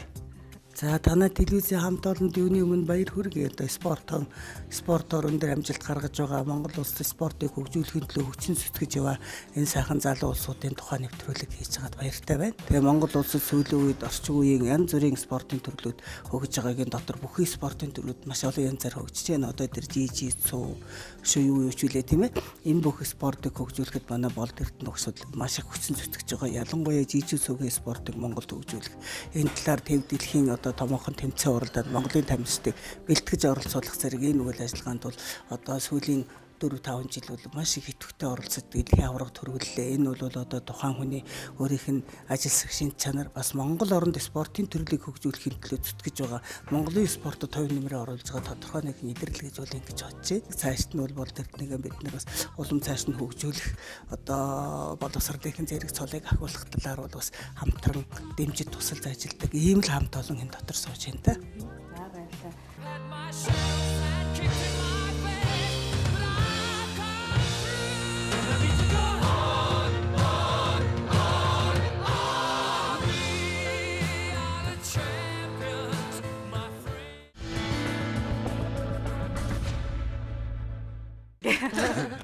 Хамгийн сүүлд авсан тэмцээнд алтан медалийг авсан бичлэг сая гарч байгаа шиг байна тийм ээ. Тийм ээ. Ямар орны тамирчидтай хүч үзэж дэлхийн аварга болов. За Америк, Бразил, хамгийн сүүлд Францтай өмнө Английн клубээс өрөлдөг нэг тамирч. Би өмнө бас дэлхийн аваргад 10 онд дэлхийн аваргад US Open тэмцээнд 2 удаа таарч мэрэлжсэн тамирчтайгаа хэсгийн аварганд өрөлдөж. 4 барилтаа хийж. Энэ төвтал хүрсэн. Өмнө 2 өрөлдөж байхдаа нэгэнд нь би хожигдчихсан анхныхт нь. Сүүлд дэлхийн аваргаар US Open тэмцээн сойдсон. Нэг л хожигдно гэж боддог байлгүй дээ. Тэгэл би яг алдаага айлах давтчих гомсон гэж боддоо шүү дээ. Амьдрал дээр юм дээр л нэг гаргасан алдаагаа давчих шиг явахсан л гэж боддог. За жижигзүү гэдэг үг өөрөө ямар утгатай юм бэ? Нэгсээ нэг ямар болчихгоо тийм. Жижигзүү гэдэг нь ерөнхийдөө уяатан арга зам чудогийн ханцтайгаа адилхан уяатан арга техникийн арга замаар тийм амжилтыг олгох ч тийм утгатай тийм. Спортынхаа ер нь кофе ууд юм уу? Өнөөдөр бас манай студид маш сайхан кофений өнөртэй чансан, хуурсан кофе дайлж байгаа бид зочтой. Тэгэл кофе ч бас сайхан зүйл шүү дээ. Сэргээш тий. Хамаагүй сэргээш эргэж болд юм бол спорт. Би бас хамаагүй хөөжгаад хитргий сэргсэн тал бас байгаа юм байна. Энэс кофенаас гайдаг болсон. Гэтэ кофе дуртай өвдөөгөө. Допинг маяг болчихоогүй юу? Гэхдээ жоохон зүрхэн мөрхтөлсээ жоохон тийм бэсик тал юм байна. Спортод одоо амьдралаа зориулна гэж ярьдаг тийм. Тэгэхээр зориулна гэдэг нь золиос гаргана гэсэн үг. Тэгэхээр яг спортоор ингээд хичээлдэг амьдралаа зориулсан хүмүүсийн хувьд бол мэдээж гэр бүл төлөвлөлтийн асуудал дээр хүндрэл гарч таарна. Тэгэхээр ер нь тамирчдынхаа төлөвлөлт одоо энэ гэр бүл төлөвлөлтийн асуудал дээр гардаг нийтлэг хүндрэлийн талаар юу ярьж өгөөч. Шийтгэхэд төрсэн асуудал тамирчтай эхнэр болт юм л гэж ойлгож байна. Тэгээд энэ аргэрийг наваад тамирчдын аргэрийг авч байгаа эмэгтэй болсдгийг үнэхээр одоо төсвөр төвчээртэй тийм жиг Монгол сайхан хүмүүс байдаг юм болоо гэж боддоо ш. Тэгээд тамирчтай эхнэр авах үнэхээр хэцүү баха. Та өөрөө гэр бүлийн үнэтэй юм. Би гэр бүлийн үнэтэй 2 хүүхэдтэй. За танаа эхнэр бол шийтгэж ийн л гэж ойлгоод байгаа. Би болохоор эсэргээрээ 2 эмэгтэй хөтлөгчөөс асуух хэрэгтэй байсан юм байна л да. Одоо нөхөр чинь ингээд бараг 3-4 сараар үзэгдэхгүй тийм ээ. Ингээд дэлхийн аварга болох гээд яваад тэгэхэд та хоёрын хувьд бол одоо нөхрөө харамлах сэтгэл чинь илүү байх уу? Тэр дэлхийн шагналыг авж байгаа бахархах сэтгэл чинь илүү байх уу? Би бахархах нэг байна. Бэлтгэлээ ийгэж хэлж гоё. Судлагын хувьд бол бахархлан дээр тэгээд нөхөр бол явуулчих. Би бол бахархлан дээр. Яа тэгэхээр бид нарын ажиллаж гисэн золиос гаргадаг шүү дээ. Кинонд явж гин гээл 5 сар гэртээ арахгүй явж л байла. Ялгаа байхгүй. Тэгээд би болохоор эсэргээр нь боддог байхгүй. Спортынхан өөрийнхөө дуртай сонирхдаг хоббигоо хөгжүүлээд тэрнгээрээ ажиллаад амьдраад байна гэхээр өөр юм санаа зовхгүй надад нэг кафе хүмүүс юм шиг санагддаг байхгүй. Магадгүй биш угаасаа цаана маш их эрсдэл төсвөр төвчээр байгаа л да. Гэхдээ би бол тэгж боддог. Одоо жишээ саксныхын хараал те өргөж дуртай юм аа игээл тоглоол. Тэгэл тэрүүгээрээ мөнгө олоод гэж боддоо штэ. Үгүй юу? Сүүлд нөгөө хитрхи яг нөхрийнхөө спортод бүр улаарад тэгээ баг тэрийг ингээ үзэх нь өөрийнх нь кайф болоод ингээд уусаад нэг болдог байх л та тий. Тэгэл байх ерөнхийдөө гэр бүл гэдгсэн ойлголцол цагаан амьдрахгүй яаж сайхан гэр бүл байх вэ тийм ээ. Гэр бүл сайхан байхаа утга учирлаа биенийхээ ойлголцол биендээ уучлал үзүүлэх хөндлөлийн бодлоо. За би түрүүн гэр бүл шийтгэхэд нэг ярьд юм би зүгээр тамир хүн одоо гэр бүлээ орхиа өгнө гэдэг маань одоо наандч хүүхэд мөхт өрөхөөс ахгуулаад хүнд ачаа өрөөл хүүхдийн хоолнд тийм ээ. Нөхөр бас хэцүү шттэ тэгэл тус тим гэдэг чи хамттай байвал ямар ах нэг хүүхдээ ээжтэй чинь аваад явах гэж шинэ ч юм уу. Тиймэр жоохон хүндрэлтэй л хэдэн сар ихлээд явах гэж байна. За. Тэгэхээр баярлалаа болд эрдэнэ. Аргуул спортын хүн маш хурдтай ярьж байна. Их богино хугацаанд маш хурдан ярьж их олон зүйлийг амжичээд ярьцгаа. Тэгээд амжилт хүсье. Монголын биеийн тамир энэ спортын ертөнцид бас их гоё судалгаа шинжилгээ хийгээд илүү гоё шинжлэх ухаанчаар хөгжүүлэхэд хөдөлмөрөөр оруулаарай. Баярлалаа хичээнэ. За баярлалаа. За. Баярлалаа. Амжилт хүсье. Төвчээр гаргаж хүлээсэнд баярлалаа. Баярлалаа. Магадгүй дөрөв урилга нэвтрүүлгийн үед гэртээ биднийг үзэж сууж байгаа таныг ч юм уу нэг өдөр гинтийн урилга барьж бид нэр бас ингэж орноо гэж дандаа хэлдэг оруулж магадгүй тийм ээ тий.